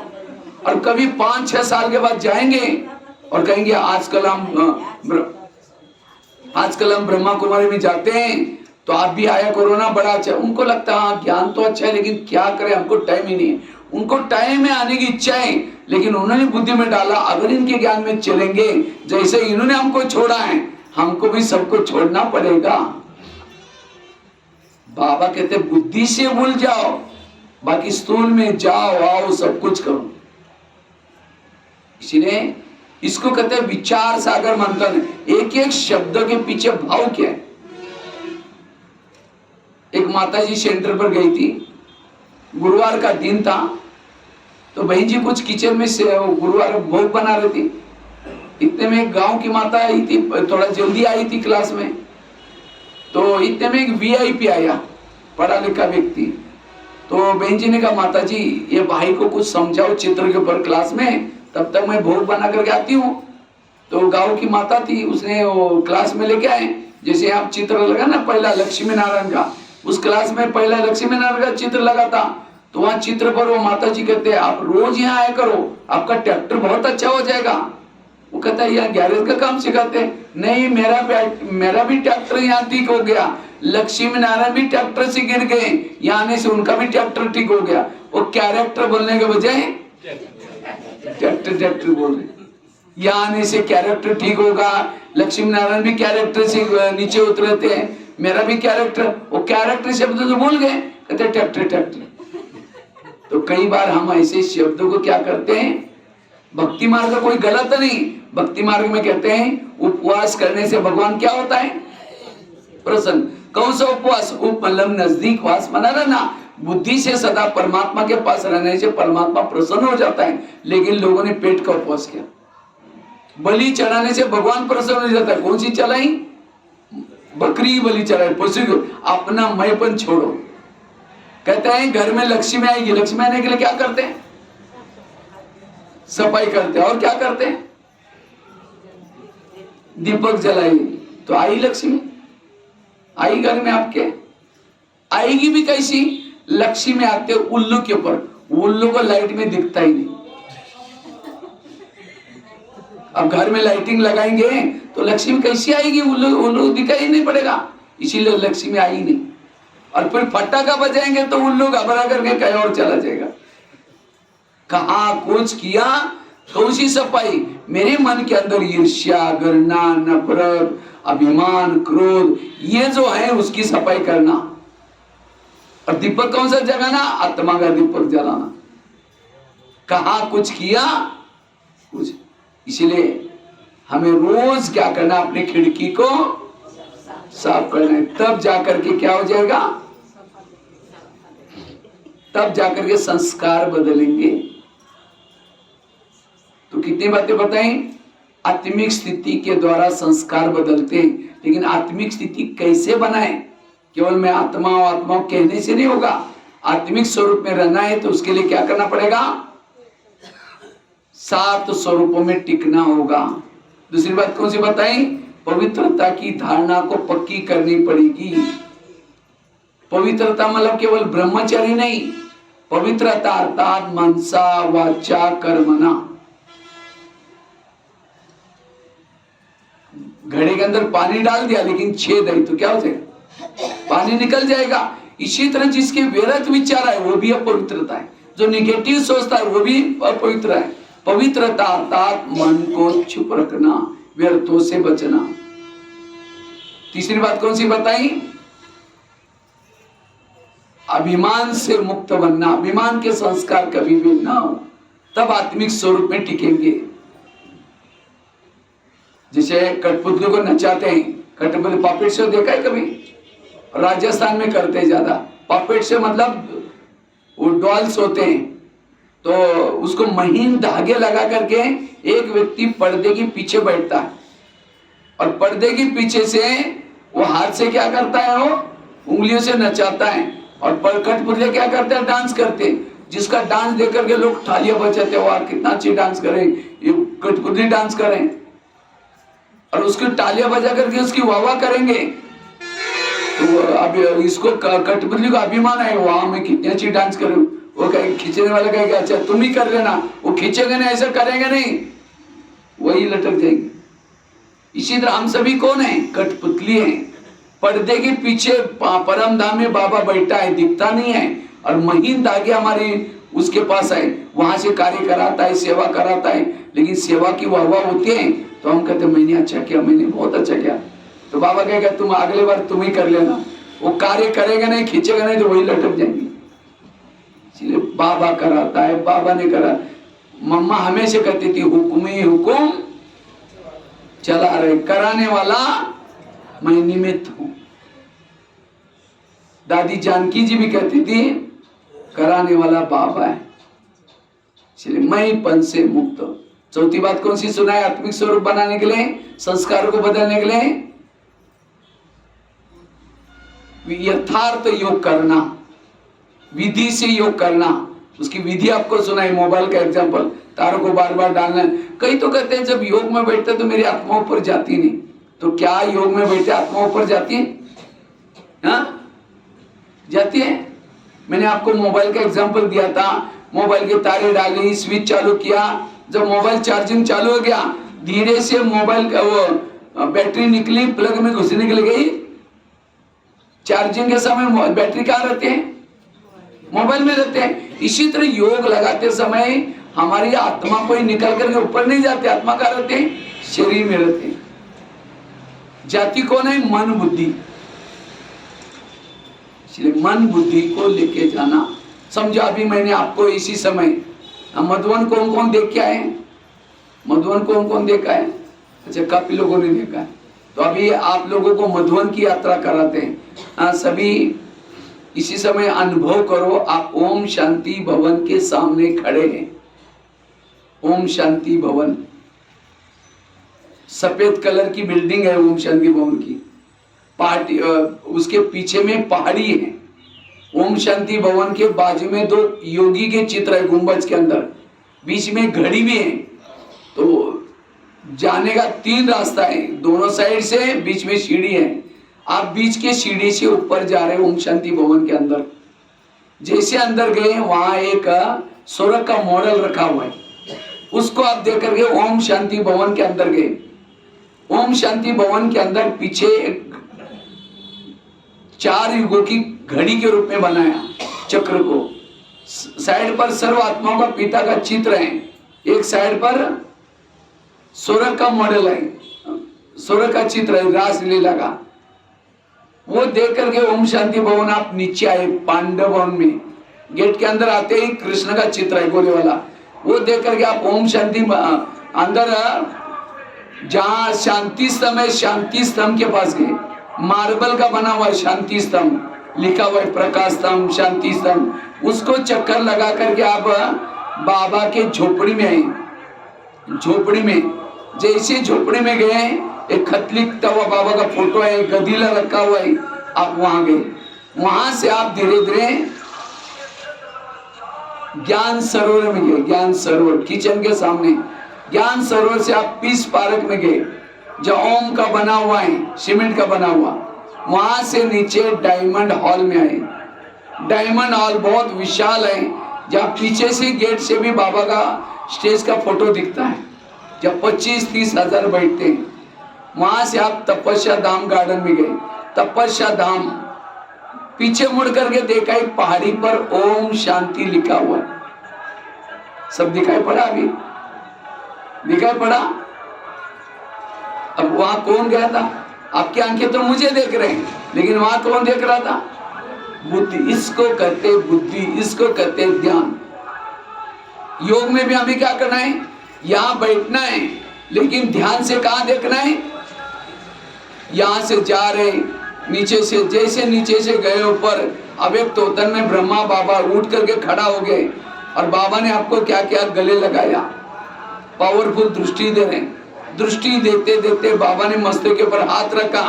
हाथ रखते मेरा प्रकाश का शरीर भी गायब हो गया, मैं एक बिंदु आत्मा बन गई। उसी आत्मा को बाबा ने हाथ में लिया। बाबा पावरफुल दृष्टि दे रहे, दृष्टि देते देते मुझे ऊपर उछाल दिया। मैं आत्मा धीरे धीरे निराकारी दुनिया में जाती हूँ, निराकारी बाबा के पास। ये देखना, ये है योग। लेकिन ये बुद्धि में चित्र कब आएंगे? जब बुद्धि स्वच्छ है, क्लीन है, क्लियर है। आईने के ऊपर धूल है, धूल वाले आईने में चेहरा दिखाई नहीं देता। इसी तरह जिसके मन में निगेटिविटी है, किसी के लिए परचिंतन है, निगेटिव बातें, बुद्धि में कुछ दिखता ही नहीं, बुद्धि भटकती है। इसीलिए बुद्धि को स्वच्छ रखना और ऐसा योग करना, विधि से योग। और जो विधि से योग करता है उसके संस्कार बदलेंगे। 4 बातें बताए, संस्कार बदल। और क्लास के पहले सबको योग का क्या करना है? कल से सभी जहां जहां जो जाता है, क्लास में जाकर के आधा घंटे का योग शुरू करना है। और अमृत वाला सबको करनी है। और मुरली कहाँ सुनने? ये है संस्कार परिवर्तन की मेथड, प्रैक्टिकल में। अगर मुझे संस्कारों को परिवर्तन करना है, कभी भी मेरे अंदर परचिंतन करने के संस्कार ना हो, परचिंतन करने के संस्कार नहीं, संस्कार बनाओ अच्छे गुण देखने के। जो दुर्गुण देखता है वो देवताओं के संस्कार नहीं। किसके संस्कार हैं? आसुरी संस्कार। किसी के दोष देखना, दूसरों को सुनाना, वायुमंडल खराब करना, यह आसुरी संस्कार है। तो परचिंतन तो नहीं करते होंगे ना माताएं? माताओं में सहन शक्ति ज्यादा है कम है? बताओ बताओ। माताओं में सहन शक्ति ज्यादा है कम है? ज्यादा। मजबूरी का नाम महात्मा गांधी। माताएं सहन तो करती हैं, लेकिन सहन की भी बातें अपने तक नहीं रखेगी। समझो पति ने कुछ बोला, सास ने कुछ बोला, जोर से थप्पड़ थोड़ी मारेगी बोलते, तुम चुप तो बैठेगी, सहन भी करेगी, लेकिन अपने तक नहीं रखेगी। जैसा पति खेती में चला गया, ऑफिस में चला गया, पड़ोसी के पास जाकर के बैठेगी, फिर उसको पूछेगी खाना खाया, कहेगी अरे क्या खाओ, मेरे पति ने आज घमासान किया। वो कहेगी मेरा भी कोई कम है क्या? अब वो अपने पति की सुना रहे या अपनी पति की सुना रहे, और वो पड़ोसी सुनाते सुनाते क्या बोलेगी, मैं कभी कभी उसको धमकाती हूँ, तुम भी कम नहीं करना, नहीं तो सिर पर बैठेगा। अभी से थोड़ा अधिकार में रहो, थोड़ा जोश में रहो, नहीं तो देखो तुमको क्या। बस वो बातें सुन के आई, सारा दिन वही चिंतन चलता, अभी आएगा शाम को धमकाऊंगी, आज चाहे कुछ भी हो जाए, मैं भी कोई काम किया, मैं कितना काम करती हूँ, मैं ये करती हूँ, मैं घर चलाती हूँ।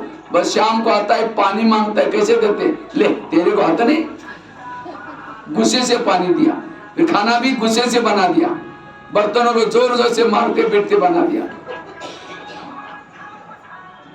जैसा खाना खाया उसका खून बनता है, खून से हमारे विचार बनते हैं। खून, खाना अशांति में बनाया तो खून भी अशांत बना, फिर विचार भी अशांत चलेंगे, तो फिर 1-2 महीने के बाद पति क्या सोचता है, चलो यार मजे ही नहीं आ रहे, थोड़ा शांति का अनुभव नहीं है, चलो दोस्तों के पास गप्पा लगाने के लिए जाता है, तो दोस्तों के पास जाएगा, फिर दोस्त कभी कुछ दिन के बाद कहता है चलो आज शराब पी लेते हैं, वो कहेगा नहीं नहीं नहीं नहीं चलो नहीं, मैं तुम्हारे से नाराज हो जाऊंगा। दोस्त को राजी करने के लिए शराब पिया, आदत लग गई, फिर धीरे धीरे नशा आ गई, उसके बाद धीरे धीरे माता क्या बोलती, मेरा पति बिगड़ गया, ये नशा करता है, शराब के पर किसने बिगाड़ा? आपने गुस्से से खाना बनाया, क्यों? परचिंतन किया, वो बातें सुनी। माता ही जागी संसार जागा, माता ही सोई सारा संसार। श्री माताओं को कभी भी परचिंतन नहीं करना। भाई भी करते हैं, लेकिन माताएं ज्यादा करते हैं, क्योंकि माताओं के पेट में कोई बातें ठहरती नहीं है। किसी ने कुछ बोला 10 जगह में जाकर सुनाएंगे, और इस कमजोरी का फायदा हमारे ब्रह्मा बाबा ने लिया। माताओं की कमजोरी क्या है, उनके दिल में पेट में कोई बातें ठहरती नहीं, और उसका कमजोरी का फायदा बाबा ने लिया है। और ज्ञान का कलश किसको दिया है? माता बहनों को दिया है, ताकि उनको सुनाएंगे, उनके पेट में ठहरेंगे नहीं, सबको सुनाएंगे। इसीलिए हर जगह पर क्लास में माताओं की संख्या ज्यादा होती, क्योंकि माताओं को पता है कि भाई जी आने वाले हैं, तो सबको सुनाएंगे, उनके पेट में ठहरे सबको सुनाएंगे, इसीलिए सबकी ज्यादा संख्या माता। अब भाई तो गिल्ले डाले, लेकिन अच्छी बातें भले आप सुनाओ, लेकिन गलत बातें किसी को सुनाना नहीं। सहन शक्ति की देवी बनो। माताओं को कभी भी रोना मतलब 2 प्रकार का है, एक आंखों का रोना, दूसरा मन का रोना। मन से भी रोएगी, मेरे को पति ने ऐसा बोला, बेटे ने भी ऐसा बोला, ये भी क्या है? रोना। और जो रोते हैं वो दुखी है। इसीलिए आज से कभी हमें दुर्गा किसके ऊपर बैठी है? बैठती थी शेर के ऊपर, बैठती थी। शेर मतलब उसके पास साहस था, हिम्मत थी। लेकिन आज की माता, शेर तो छोड़ो, कोई घर में काकरोच आएगा, जोर से चीख मार करके बेहोश हो जाएगी। लोग पूछेंगे क्या हुआ, क्यों चिल्लाए? अरे काकरोच आया। एक काकरोच को डर रहे हैं और शेर देख करके तो मरी जाती है। छोटी छोटी बातों से घबराओ नहीं। बच्चा थोड़ा स्कूल से लेट आया, टेंशन आ गया, कहीं कोई लेके तो नहीं गया होगा, कहीं एक्सीडेंट तो नहीं होगा, 17 बार उसको टेंशन में आ गए। इसीलिए कभी भी बाबा के ऊपर भरोसा, कभी भी नेगेटिव नहीं सोचना, पर चिंतन की बातों से बचना। सहन शक्ति की देवी बनो। माता आजकल क्या करते हैं? अच्छा बनने के लिए क्या करते हैं? एक तो तिलक लगाते हैं, तिलक लगाओ, लेकिन कौन सा? भाईचारा का तिलक लगाओ, आत्मिक स्मृति का तिलक लगाओ। और क्या करते? कंगन पहनते, कंगन पहनो, लेकिन कौन से? दृढ़ता के कंगन पहनो। दृढ़ता सफलता की चाबी है। और क्या करते हैं अच्छे दिखने के लिए?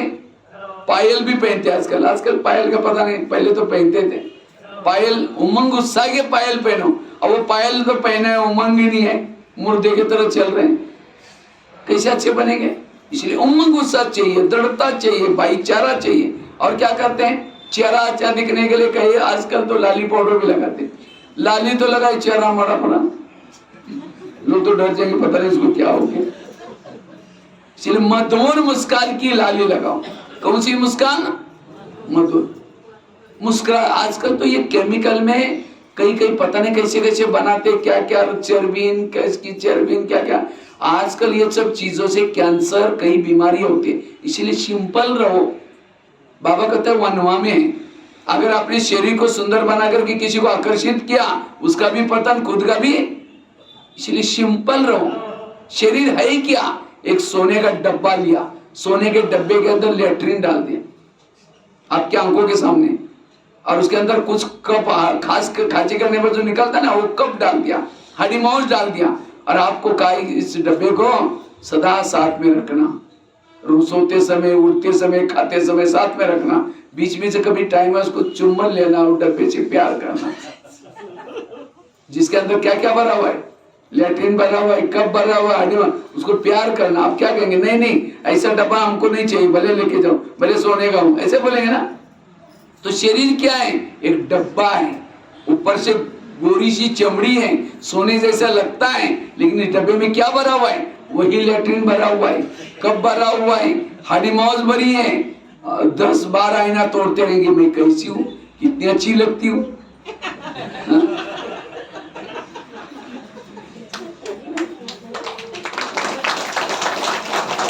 अगर शरीर में अच्छी है, आत्मा अच्छी है, बाकी कुछ भी।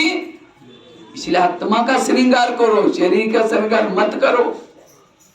वनमा में बैठे, इसलिए बाबा ने ड्रेस कौन सा दिया है, सफेद। पहले ही दुनिया से सफेद ड्रेस डाल, मरा हुआ के ऊपर सफेद ड्रेस डाल देते हैं, पहले हम दुनिया से मरे हुए। इसलिए शरीर का श्रृंगार नहीं करना, आत्मा का श्रृंगार करो। ब्रह्मा कुमारी का केंद्र एक ब्यूटी पार्लर है। किसका ब्यूटी पार्लर, आत्मा का ब्यूटी पार्लर है, कोई फी भी नहीं है। और यहाँ जो ब्यूटी पार्लर में आएगा, सत्युग में वो उसका शरीर भी ब्यूटी मिलेगा। इसलिए हमें रोज ब्रह्मा कुमारी का केंद्र एक प्रकार का डाइनिंग हॉल है। किसका, आत्मारूपी ड्राइवरों को भोजन करने का डाइनिंग हॉल है। गाड़ी के अंदर पेट्रोल डाल दो, वही पेट्रोल का पाइप ड्राइवर के मुंह में डालो तो क्या हो जाएगा। गाड़ी का भोजन अलग है, ड्राइवर का भोजन, गाड़ी का भोजन क्या है, सब्जी दाल रोटी। गाड़ी का भोजन पेट्रोल डीजल, और उसका जो ड्राइवर है उसका भोजन सब्जी दाल। शरीर गाड़ी है, उसका भोजन है सब्जी दाल रोटी, लेकिन उसका जो ड्राइवर है उसका भोजन क्या है, ज्ञान। तो ज्ञान यहाँ बढ़ता है, तो ज्ञान लेने, मुझे तो लगता है कोई भी ऐसा स्थान नहीं है जहाँ ज्ञान बढ़ रहा है। और इसीलिए डाइनिंग हॉल है, किसके लिए, आत्मा के लिए। जो ड्राइवर यहाँ आएंगे वो तृप्त बन जाएंगे, भरपूर बन जाएंगे, वो दुनिया में उसके संस्कार बदल जाएंगे। इसलिए हमें रोज यहाँ आना है। ये ब्रह्मा कुमारी का केंद्र एक बहुत बड़ी प्रिंस प्रिंसेस की कॉलेज है, राजकुमार और राजकुमार बनने का कॉलेज है। यहाँ जो आएंगे वो राजकुमार राजकुमार बनेंगे, और इस विद्यालय में जो पढ़ेंगे उनका नाम जब तक सूरज चांद रहेगा उनका नाम अमर रहेगा। यानी बोलो, अभी में हनुमान, गणेश, ये देविया कौन है, जो 5000 साल पहले परमात्मा आया था, उनके कार्य में जिन्होंने सहयोग दिया था, उनका अभी भी हनुमान के रूप में, गणेश के रूप में यादगार है। इसलिए साधारण, और अमृत सबको मिलता नहीं। जब विष्णु जी अमृत पिलाता है तो क्या करता है, मोहिनी रूप धारण करता है।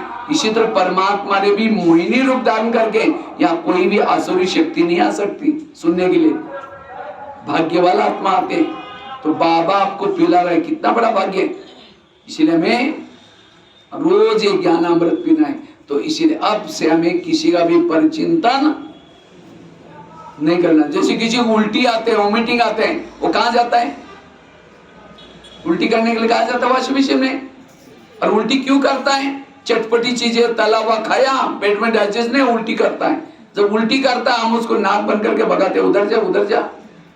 तो परचिंतन भी क्या है, एक उल्टी है। चटपटी चीजें देखता है, सुनता है, पेट में डाइजेस्ट नहीं, फिर उल्टी कहां करता है? परचिंतन कहां सुनाता है? कान में। तो कान कोई हमारा वॉशबेसिन तो नहीं है ना? वैसे कान का कर कैसे सुंदर सा वॉशबेसिन है, बीच में एक नली भी है। हाँ, कोई परचिंतन करता है, उल्टी करता है, हम कान को करते हैं। और क्या हुआ? वो उठ के भी जा रहे हैं, बैठो ना, चाय पानी पिक्चर बताओ, डालो, उल्टी कर लो। अगर कोई उल्टी करता उसको बुला करके कहो मेरे कान में कर दो, और कान में उल्टी लेकर के घूमते रहो, कोई नजदीक आएगा एक क्या गंदा आदमी, उधर जाओ बोले, और उसके दिल में बाबा बैठेगा। इसलिए ऐसी बातें ना सुनो ना किसी को। परचिंतन करने वाला सुना करके पाप तो कर रहे हैं, लेकिन सुनने वाला हाँ जी करके और क्या हुआ करके वो अपना पाप भी जमा कर रहे हैं। इसलिए बाबा कहते, कभी मुरली में आता ना, बच्चे झगमई नहीं करो, परचिंतन नहीं करो। तो आज से मुझे परचिंतन के संस्कारों को क्या करना है? परिवर्तन करना। परचिंतन करने वाला, दूसरे की दोष देखने वाला कभी भी आत्मा अनुभूति, परमात्मा अनुभूति, शांति की अनुभूति नहीं कर पाएगा। एक शिष्य था, गुरुजी के पास गया, कहता है गुरुजी मैं बहुत भक्ति करता हूँ, कहता है गुरुजी मुझे थोड़ा शांति चाहिए, सुख चाहिए, अनुभव करना चाहिए। तो गुरुजी ने कहा ठीक है, अगर तुम्हें आत्मा अनुभूति, शांति, सुख चाहिए, आगे बढ़ना चाहते हो, मैं तुम्हें वरदान देता हूँ और साथ में 2 थैले देता हूँ। एक थैले को तुम आगे रखना और दूसरे थैले को पीठ के पीछे रखना। और भगवान ने कहा जो पीठ के पीछे थैला है, तुम्हारे आस पास पड़ोस में जो भी लोग रहते हैं उन सब की बुराई की चिटकी बना के डालिए, और आगे वाले थैले में तुम्हारी खुद की बुराई है। और भगवान ने कहा जो पीठ के पीछे थैला है दूसरे की बुराई का, उसको बांध करके पीछे रखना, देखना नहीं, उसके बारे में सोचना नहीं। और आगे वाला जो थैला है तुम्हारी खुद की बुराइयां, उसको बार बार देखना और परिवर्तन करना, तुम्हें सुख शांति मिलेगी। जाओ, लेकिन थैले का ध्यान रखना। कहता हाँ गुरुजी मैं ऐसे करूंगा जैसे आपने कहा। देखा कुछ समय बाद क्या करता है, पीछे का थैला आगे किया और आगे का थैला अपनी बुराई को कहाँ रखा? पीछे, और दूसरे की बुराई को, उसके वरदान उल्टे हो गए। फिर भगवान के पास आता है, कहते भगवान मुझे सुख मिला ही नहीं, मुझे शांति मिली नहीं। भगवान ने कहा अच्छा तो मैंने थैले थे उसको तुमने कहाँ रखा? कहते भगवान मैंने पीछे का थैला कभी आगे किया था। भगवान ने कहा यही तुम्हारे दुखों का कारण है। आज हम दुखी क्यों हैं? दूसरों को देखते। वो क्या करता है, एक ही घर से खाना खाएंगे नहीं, बैठेंगे दूसरे के थाली में देखेंगे क्या क्या लाया, और जब तक दूसरे के थाली को नहीं देखेंगे चैन, फिर पूछेंगे कहाँ लाया, ये कहाँ मिलता है। इसलिए दूसरों को मत देखो। आए थे हरि भजन करने के लिए, उठने लगा कपस। आजकल जैसे वोटिंग में क्या होता है, कौन जीतता है? जो दूसरे की जितनी बुराई करता हुआ जीत जाता है। आजकल की वोटिंग की नहीं है, यहाँ तो मुझे पता नहीं, भारत में होता कांग्रेस वाला ऐसा है, वो ऐसा है, बुराई करेंगे माइक पर, जितना बुराई करने के लिए खर्चा करेंगे उतना वो जीत जाएगा। लेकिन यहाँ अगर बाबा के घर में आपको जीतना है, उसके लिए जितना दूसरे की अच्छाई देखेंगे उतना जीत जाएंगे, बाबा के दिल पर बैठेगा। भगवान से प्यार करने से पूर्व भगवान ही रची हुई दुनिया का हर इंसान आपको प्रिय चाहिए, अच्छा चाहिए। इसलिए दूसरे की अच्छाई देखो, बुराई कभी नहीं देखो, ना देखो ना किसी को सुनाओ। ये धारणा पक्की करनी है। जो दूसरे की बुराई देखता है ज्ञान से चला जाएगा, ज्ञान में टिक नहीं सकता। सरस्वती किसके ऊपर बैठी है? बैठी थी हंस के ऊपर। हंस अर्थात अंदर बाहर स्वच्छ। कई क्या करेंगे, दूसरे की बुराई करेंगे, 2-4 मिल करके, फलानी ऐसी है, ये ऐसी है, वो है। अचानक आई ओम शांति, अभी हम आपको याद कर रहे थे, मुख में राम बगल में छुरी। इसलिए पर चिंतन कभी भी, एक शिष्य था, एक सत्संग चलता था, उसमें बहुत सारे लोग आते थे। तो एक दिन गुरुजी ने शिष्य को पूछा, शिष्य ने गुरुजी को पूछा गुरुजी मुझे एक वरदान चाहिए। तो गुरुजी ने कहा क्या वरदान चाहिए? कहता है मेरे बारे में सबके दिल में क्या चलता है मैं जानना चाहता हूँ। तो गुरुजी ने कहा ठीक है मैं तुम्हें वरदान देता हूँ, साथ में एक छड़ी देता हूँ। छड़ी मतलब मांत्रिक डंडा, जब भी किसी के दिल में तुम्हारे बारे में कुछ चलता है, जानना है, छड़ी को दिल में रखो, उस व्यक्ति का नाम लो, पता चलेगा। तो छड़ी दी, वरदान दी, शिष्य चला गया। अचानक शिष्य को याद आता है, पहले मैं गुरुजी की चेकिंग करता हूँ, गुरुजी के दिल में हमारे बारे में क्या चलता है। तो क्या किया, रुक करके छड़ी को दिल में रखा, गुरुजी का नाम लिया, थोड़ी छड़ी काली होगी। जब छड़ी काली होगी उसको लगता है गुरुजी के अंदर मेरे बारे में कालापन है, इनको गुरुजी मना करके फायदा क्या, आश्रम महीना बंद हो गया। 1 दिन हो गया, 2 दिन हो गया, महीना हुआ।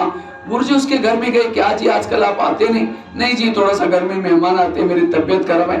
गुरुजी ने कहा आप 6 साल से आते थे, आंधी आए, तूफान आए, कुछ भी हो जाए। नहीं जी, नहीं जरूर मैं, ताकि गुरुजी आपके अंदर मेरे बारे में कालापन है। गुरुजी ने कहा अच्छा ये बात है क्या, लेकिन तुमने देखा कि तुम्हारे अंदर औरों के बारे में कितना कालापन है? नहीं देखा, देखो। तो शिष्य ने क्या किया, छड़ी को लिया, अपने दिल में रखा, अपना नाम लिया, पूरी छड़ी काली हो गई। गुरु की कितनी काली थी? थोड़ा सा, लेकिन उसकी पूरी छड़ी काली। अपनी काली देकर के शर्म आई। तो गुरुजी ने कहा कोई बात नहीं, आज से कभी भी बड़ों की कमजोरी मत देखना। दूसरों की बुराई देखने वाला संस्कार बदल नहीं सकता, आत्मचिंतन नहीं कर सकता। इसलिए आज से सभी हाथ आगे करेंगे, सभी हाथ आगे। प्यारे बाबा, ये संगम युग चल रहा है। इस संगम युग में हम किसी के भी दोष नहीं देखेंगे, किसी के भी अवगुण नहीं देखेंगे, सबके गुण देखेंगे, सबकी अच्छाई देखेंगे, पर चिंतन से बच करके रहेंगे, सदा सोचिंतन करेंगे, पर चिंतन के संस्कारों को बदल देंगे। ओम शांति। अब इस हाथ को लाज रखना, आज से कभी भी पर चिंतन ना देखना, ना किसी को करना। हाँ?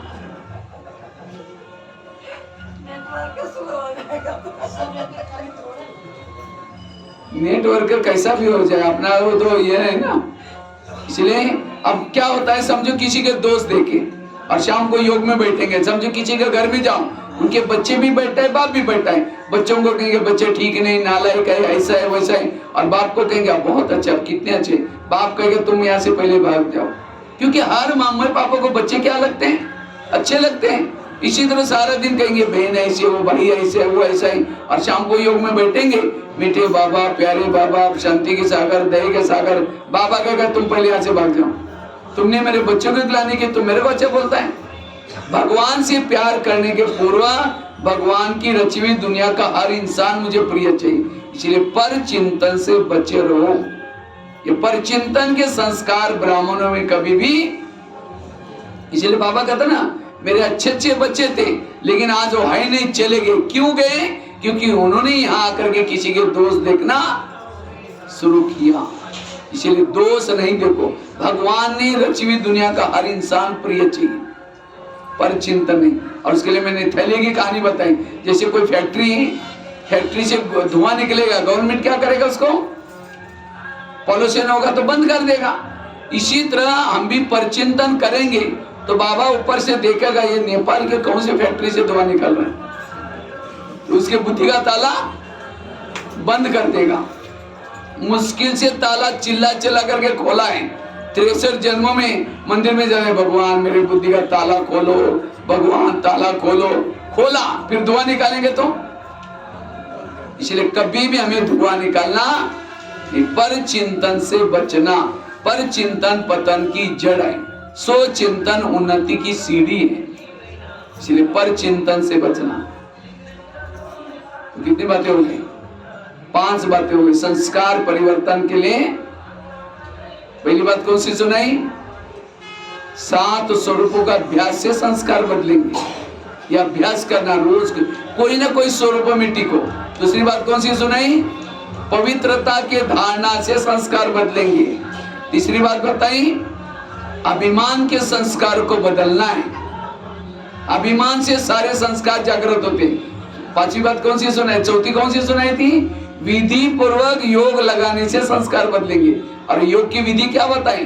मोबाइल वाला एग्जांपल, आंखें खोल करके बैठना और 3 चीजें करना है। अमृत वेला का योग अच्छा, क्लास के रोज का आपका दिनचर्या में योग कितना घंटा चाहिए? 3 घंटा बैठ करके योग चाहिए, 3 या 4। जिसका 3-4 घंटा बैठ करके, आप कहेंगे नहीं भाई जी हमको कैसा 3 घंटा मिलेगा, कर सकते। देखो अमृत वेला 1 घंटा, सब फ्री रहते। दूसरा क्लास के पहले वाला आधा घंटा, कितना हो गया? 1.5 घंटा। रात को सोने से पहले 15-20 मिनट योग करके सोना है, तो कितना हो जाएगा? 2 घंटा जितना हो गया। फिर ट्रैफिक कंट्रोल सारा दिन के, वो भी आधा घंटा हो जाएगा। और शाम का नुमा शाम का योग 6:30 से 7:30। मैंने उसके लिए बोला 2 बजे उठो, 3 बजे उठो। ये जो मधुवन के बैठक योग के टाइम फिक्स है, उसको फॉलो करो। और हमें वर्तमान प्रमाण 3-4 घंटा योग में जरूर बैठना है। लेकिन योग में बैठते समय आंखें बंद करके नहीं बैठो। आंखें बंद करने वाला अंधा बनता है।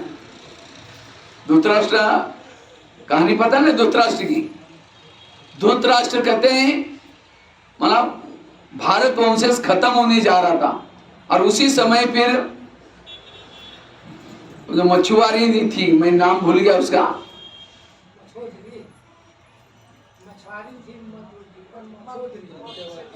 सत्यवती, राइट बोला। सत्यवती ने क्या किया?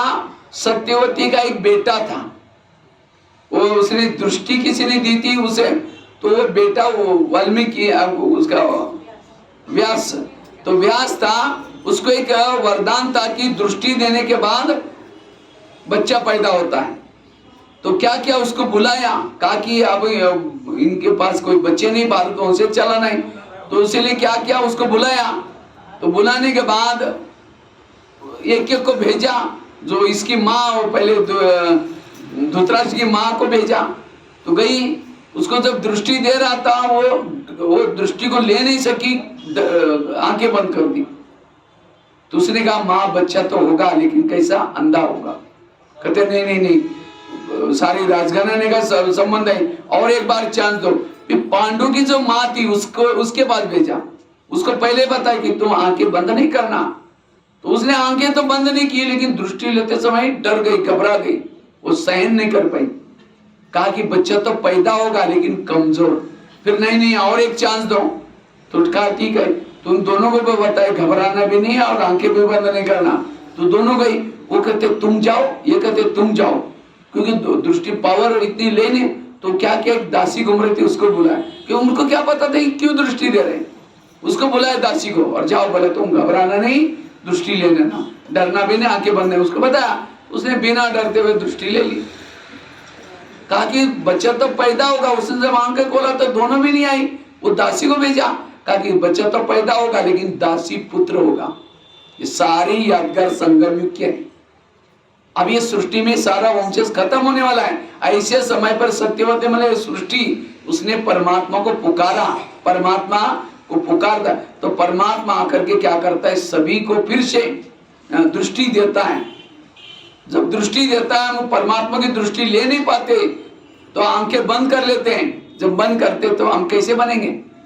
अंधे। अंधे मतलब आंखों से अंधे नहीं, पता ही कि गलत है, पता ही कि नहीं करना चाहिए तो भी गलत काम कर रहा है। वो कौन है? धृतराष्ट्र। माना ज्ञान है, समझ है, तो भी गलत काम कर रहा है। इसीलिए आंखें खोल करके बैठो, और कमजोर भी नहीं। दासी पुत्र कौन? ज्ञान है, समझ है, लेकिन इंद्रियों के अधीन है, वो है दासी पुत्र। इसलिए सारी यादगार, यहाँ की एक एक चीज यादगार बन जाते। अगर यहाँ योग करते करते आप सो जाएंगे तो आपका भी भगत आपकी पूजा करते करते वो भी सो जाएगा। अगर यहाँ किसी का परिचिंतन करेंगे तो आपको भी उस जिसका परिचिंतन किया उसकी भक्ति करनी पड़ेगी। तो उसकी भक्ति करना है, शिव की भक्ति करना। जैसे भक्ति मार्ग में क्या करते हैं? भजन करते। भजन तो नहीं करते ना। बहन जी ने सवेरे पूछ रहे थे भक्ति कौन कौन करता है, तो किसी ने हाथ नहीं खड़ा किया। तो भजन कौन करता आप लोगों में से? भजन कीर्तन भजन कोई नहीं करता। अगर आप परचिंतन कर रहे तो भी क्या करें, कीर्तन भजन कर रहे हैं। कीर्तन भजन में 2-4 जन इकट्ठे होते हैं, एक जन गाता है देवी तुम बड़ी महान हो, दूसरा ढोलक बजाता है, तीसरा क्या करता है, ताल बजाता है। तो परचिंतन में भी यही होता है, 2-4 जन इकट्ठे होंगे, एक कहेगा वो है ही ऐसे, दूसरा कहेगा हाँ मेरे साथ भी ऐसे। क्या माना, जो ये कहते हैं कि वो है ही ऐसी, वो क्या करेंगे, दोपहर में जिसका परचिंतन किया उसके मंदिर के सामने जाकर के हे देवी तुम बड़ी महान हो करके भजन गाएगी, और जिसने हाँ में हाँ बोला वो ढोलक बजाएगा। इसलिए परचिंतन कभी नहीं करना, इसलिए परचिंतन के संस्कारों को बंद करना। और इसके लिए आप लोगों ने प्रतिज्ञा भी ली,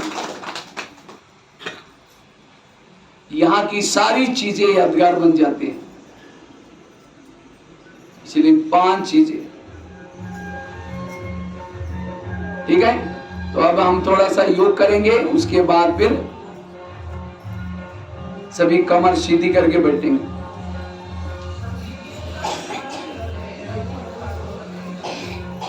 तो 11:30 तक बोला था, क्योंकि उसके बाद इनका ढोलक वाला कार्यक्रम चलने वाला है। ये भी आपके भक्ति के लिए परीक्षा है, ठीक है।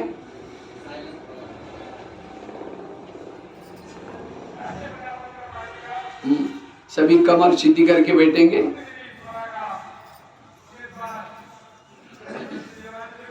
सभी को कमेंट्री से योग करेंगे, 5 मिनट करेंगे, उसके बाद शायद खाना खाएंगे। उसके बाद तब तक इनका ये 12:30 तक इनका हो जाएगा। उसके बाद फिर आगे की बट्टी कितना बजे तक है, 4 बजे तक है ना, 4 बजे तक सभी को लास्ट तक बट्टी करके जाना। ऐसा नहीं कि वो अभी पूरा हो गया, ये तो अभी आधी हो गई, ठीक है। फिर दोपहर को जो सेशन लेंगे उसमें योग करते हुए बीच बीच में योग भी करेंगे, बीच बीच में बट्टी भी करेंगे। और आगे की क्लासेस भी बहुत महत्व की है क्लासेस, ठीक है। तो आज बाबा ने ये चांस दिया आपको, इस चांस को अच्छी तरह लेना है, ठीक है। अभी हम 10-15 मिनट योग करेंगे। मैं ज्योति स्वरूप आत्मा दोनों भ्रुकुटी के बीच में वास करती हूं।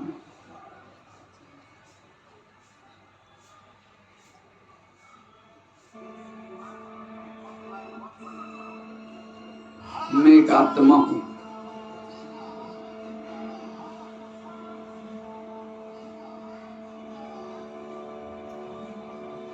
इस शरीर मेरा एक वस्त्र है।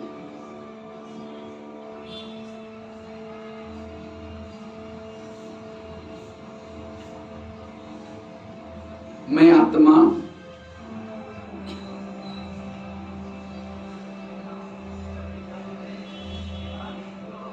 इस धरती पर आकर के 84 जन्म लिया है।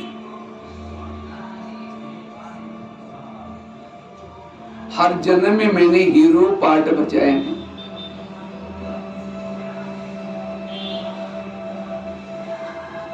अब मुझे वापिस अपने धाम परम धाम में जाना है।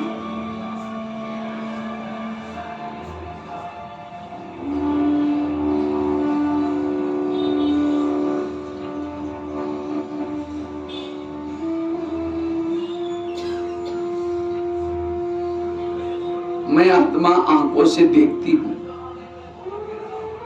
कानों से सुनती हूँ, मुख से बोलती हूँ। मैं आत्मा इस शरीर का मालिक हूँ, कर्मेंद्रिय का मालिक हूँ।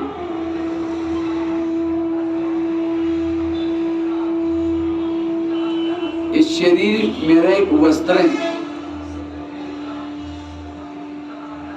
शरीर मेरा एक मंदिर है।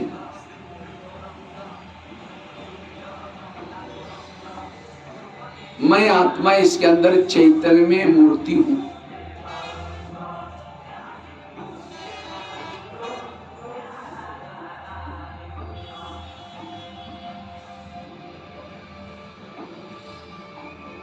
मैं आत्मा इस भौतिक शरीर को अभी यहीं छोड़ करके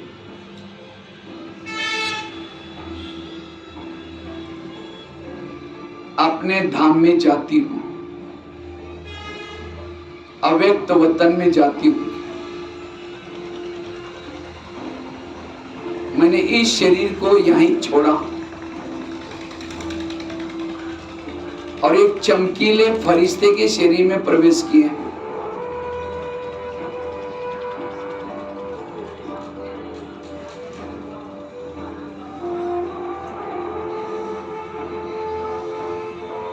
जैसे मैंने चमकीले शरीर में प्रवेश किया,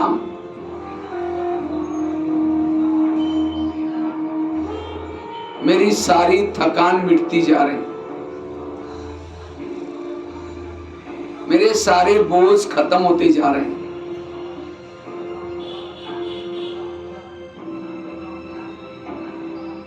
अभी चमकीले शरीर को धारण करके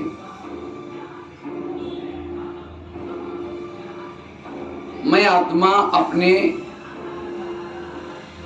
अव्यक्त वतन की तरफ जा रही हूं, फरिश्तों की दुनिया में जाती हूं। मैं चमकीले शरीर को धारण करके हल्का बन करके मैं फरिश्ता बादलों को पार करते हुए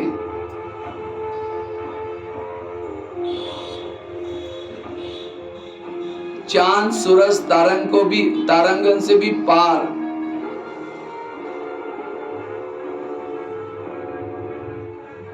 अव्यक्त वतन,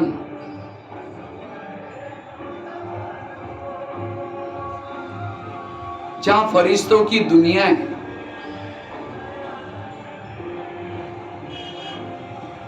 जहां फरिश्तों का राजा ब्रह्मा बाबा खड़े हैं।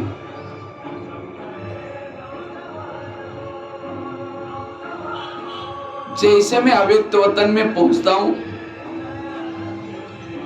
ब्रह्मा बाबा उठ करके खड़े हो गए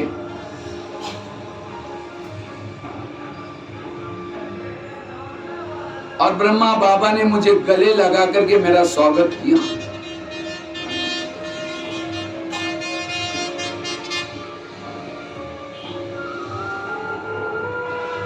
जैसे बाबा ने मुझे गले लगाया,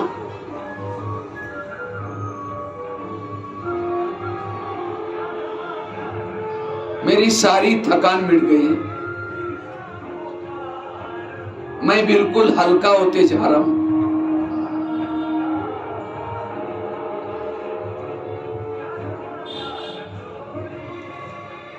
अब बाबा ने एक हाथ मेरे मस्तक के ऊपर रखा हुआ है।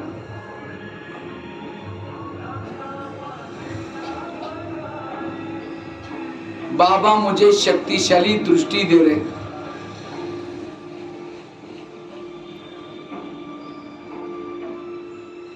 बाबा की शक्तिशाली दृष्टि से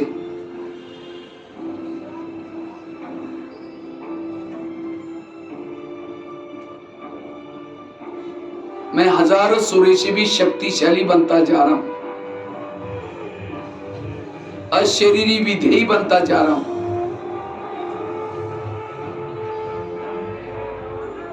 अब मैं निराकारी ज्योति स्वरूप आत्मा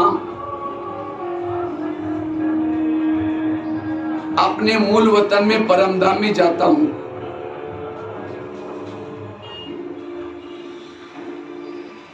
सोनेरी लाल प्रकाश की दुनिया में जाता हूं।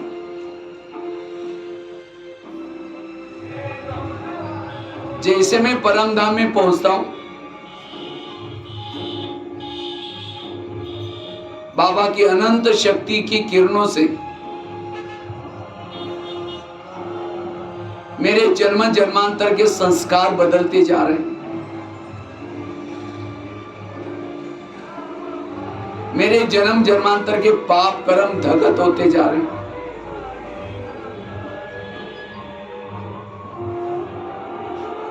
बाबा के सानिध्य से मुझे अति इंद्रिय सुख की अनुभूति होती जा रही है।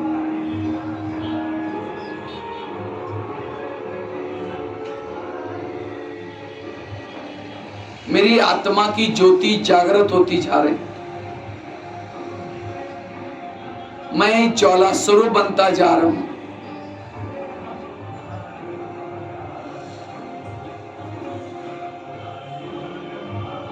जिस बाबा को मैं दुनिया में ढूंढता था, आज उस बाबा को मैं बुद्धि के से देख रहा हूं।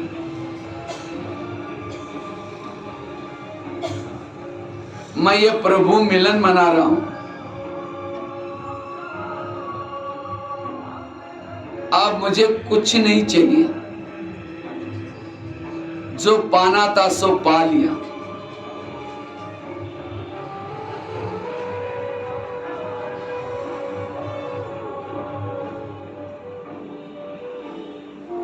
अब ये प्रभु मिलन मना करके, स्वयं को शक्तिशाली बना करके, मैं आत्मा वापिस धीरे धीरे अव्यक्त वतन में आती हूं। एक प्रकाश के शरीर में प्रवेश करती हूं। बाबा ने मुझे सामने देखते ही कहा,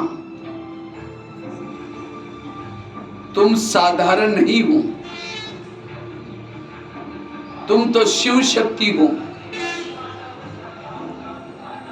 भक्तों की इष्ट हो।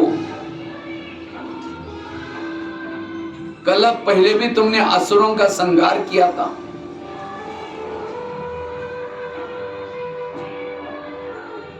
क्या तुम्हें अपनी भक्तों की दुख भरी, दर्द भरी पुकार सुनाई नहीं पड़ रहे? तुम नीचे धरती पर जाओ,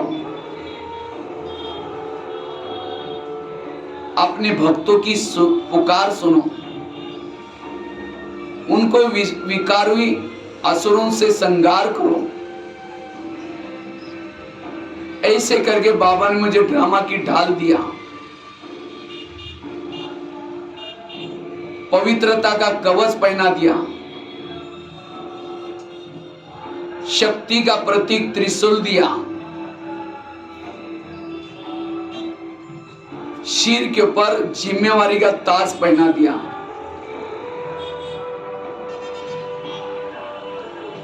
मस्तक पर विजय का तिलक लगाते हुए कहा,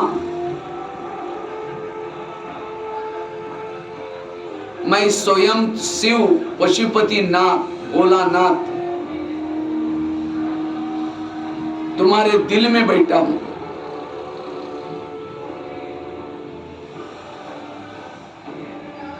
ऐसे करके बाबा ने मुझे पावरफुल दृष्टि दी।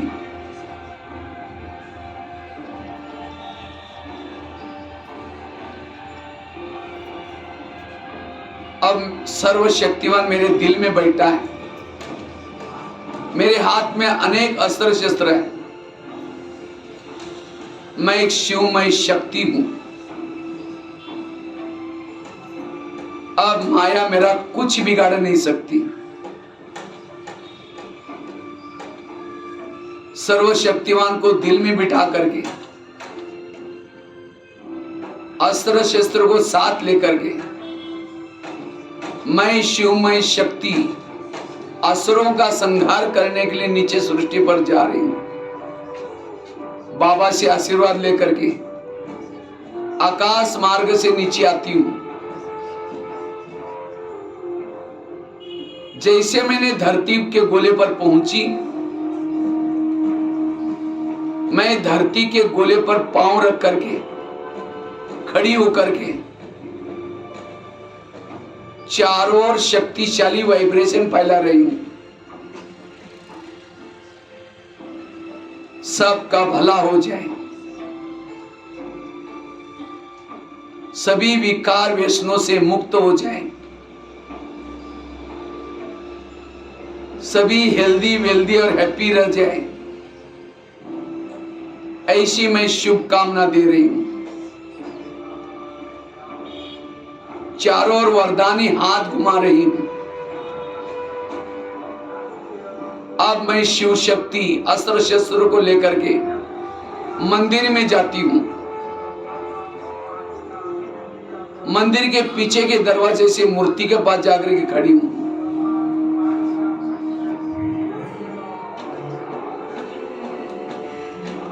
बाबा से भी प्राप्त हुई शक्तियां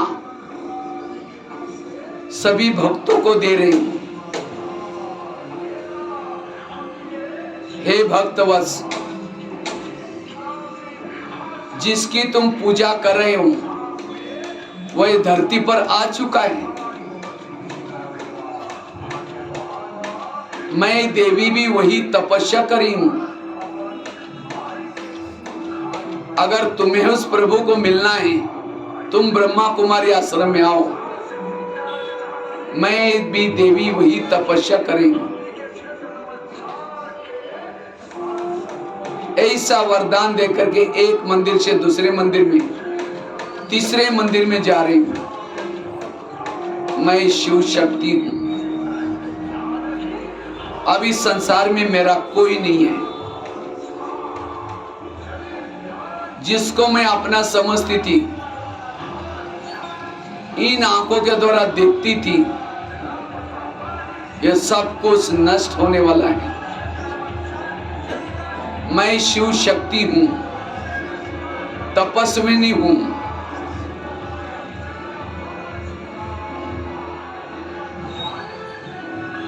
चारों ओर वाइब्रेशन फैला करके, अपने अस्त्र शस्त्र को समेट करके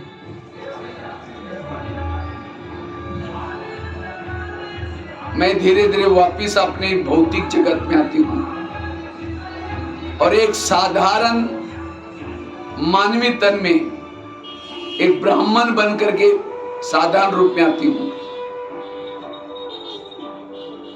मैं शिव शक्ति हूं।